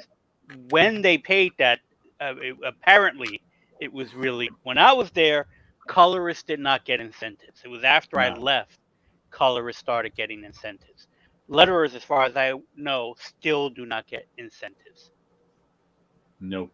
There was that story the kayfabe guys like to say that Chris Claremont he was fighting for his letterers and colorists to get boosted rates or something, and which didn't go through, so he decided just to share from his own salary. I know Todd McFarlane did that with Rick Parker on those adjectiveless Spider-Man issues. He paid Rick out of his own pocket to do an extra good job on the lettering on those Spider-Man issues. I think Rick still tells the story that he never got paid for the logo, though. Yeah. Who got what? Which logo? The Spider-Man logo itself. Rick tells us a funny story about how he created a logo that ended up getting used for Spider-Man for McFarlane, but he didn't get paid for that particular logo. Right. So that was the one thing McFarlane forgot to pay. Oh. No love checks for that one. Right. Mm-hmm. There's one situation in France where I'm not sure if you get page rate, because classic series, the original creators have either died or retired. And the situation has become that they either give the publisher full editorial control or outright sell the property, which is what, for example, what Goscinny and Uderzo's family did with Asterix. So it's not the original creators doing new material. So there may be page rates, but because of legislation, they are still entitled to a royalty percentage. So I don't know if they get anything on top of that, but they don't own the material. They have to be considered authors, but they don't, and so they have to get paid for being authors. But I don't know exactly how the financing works that way. But if you're working on a classic series, you're bound to make more money, because then sales can go up to 80,000. And on Asterix, it's just in France alone, it's 2.5 million. Wow, for a graphic novel. It's good to be because Asterix is not a comic; it's mainstream entertainment. Right. Yeah. I mean, that's like, and the American edition is lettered beautifully, by the way. It's amazing what they're doing over at Paper Cuts. The lettering is top shelf. Lettering is top shelf, top notch. You know, that letterer goes out of my way to make sure that I put and match it as much as possible as the original. I was just having a baffling time doing some production on this oversized comic I'm doing for Bad Idea, where it was originally printed at comic book size. Now it's being printed at bigger size, and you can just change the page size in InDesign, and it blows everything up. But so it's being printed at 120% of its normal size. Here's the absolute baffling thing that I was trying to figure out before. You've got the art at 100%, the lettering at 100% lines up perfectly. Get the art at 120%, the lettering at 120%, and it doesn't line up perfectly. And I'm like, how's that possible? That makes no sense. But sure enough, some of the budding is off in the and even went and checked if the percentages were right. And I'm like, that makes no sense. That's not how math works. Right. So did you figure it out? No. I've been nudging things around just to make it line up, but I'm like, I have no idea why this is not lining up. And the lettering is well, it's vector, but it's vector. Yeah. I'm gonna have to delve into it a little more because I don't know why it is. But that's what I was trying to figure out right before I came on here. And did you look at what the where it's pulling it from? Is it coming from the correct folders? Yes. Pulling the source materials. Because sometimes, you know what I think? You know what I just thought right now? What it could be. Dave, I don't know why he started doing this. I said, "Why are you doing this, Dave?" There's something in production in lettering called a bounding box, where because Illustrator doesn't see page size the same way that Photoshop and InDesign do, in the Illustrator pages, you put a bounding box, which is just a box that goes around the edge, the exact same size as the Photoshop and InDesign documents. And usually it doesn't even have to be visible. It's zero. There's no stroke and no fill. Mm-hmm. It's just a conceptual box. And that makes it line up. We've been doing this in comics since the mid-90s. This is how we line stuff up. Dave, for some reason, recently started making that bounding box with a white stroke instead of having no stroke and no fill. I wonder if that, when it blows up, sets it. That must be the only thing it can be. Now that I'm speaking of it, I don't have to change. I don't have to look into that. That's the only thing I can see. Is it somehow seeing? I don't even know why that would do it that way. It would just. It makes no sense. It makes no sense. But I don't have to look that up. Yep, it's going to be something as simple as either a box checked off somewhere or wasn't checked off, and it's just changing. I just don't understand why it would work one way and not the other way. Because as I said, math doesn't work like that. If it works at 100%, it should work at every percent. Yeah. Yeah. There's no reason. The only thing I could think of would be where it's getting the file from. If there's a disconnect somewhere, and you're getting a preview and not the actual file. Nope, the files are fine. I don't know what that is. Well, we should sign off for the night now. We're getting near the end of the show here. Yep. Fun as always. Nice of you to stop by, Darren. Yeah, thank you. Definitely welcome. Appreciate it. Come by more often because it's a lot of fun too. We can talk, especially talking about because sometimes we are missing that piece of the marketing portion because we just work the production. We work the production portion, so we don't know where that last piece can sometimes come in. I don't know if I know it, but it could be later on. But at least you know the language. Yeah, for sure. Because when we were trying to figure out the marketing, we had nothing. We were literally like, I got nothing. Yeah, but the marketing is important to make sure that the comics get to be known. I mean, we all have had our favorites which were canceled because they had low sales and they weren't advertised, and we were.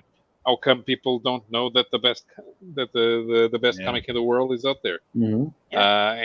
But if there's market saturation, if it looks like a product like a similar product, it's hard, and it's something that kind of escapes the fans because we focus so much on the finished product, on the literary and artistic quality, that there are market considerations. Mm-hmm. But those are interesting to know. But if you want to put out a comic, if you're in the industry, you kind of need to know if you're working on a successful project or not, and the conditions in which a comic comes out. Yeah, for sure. All right. So everybody have a good night out there. There you go. Take care, everybody. Catch you all next time. See ya.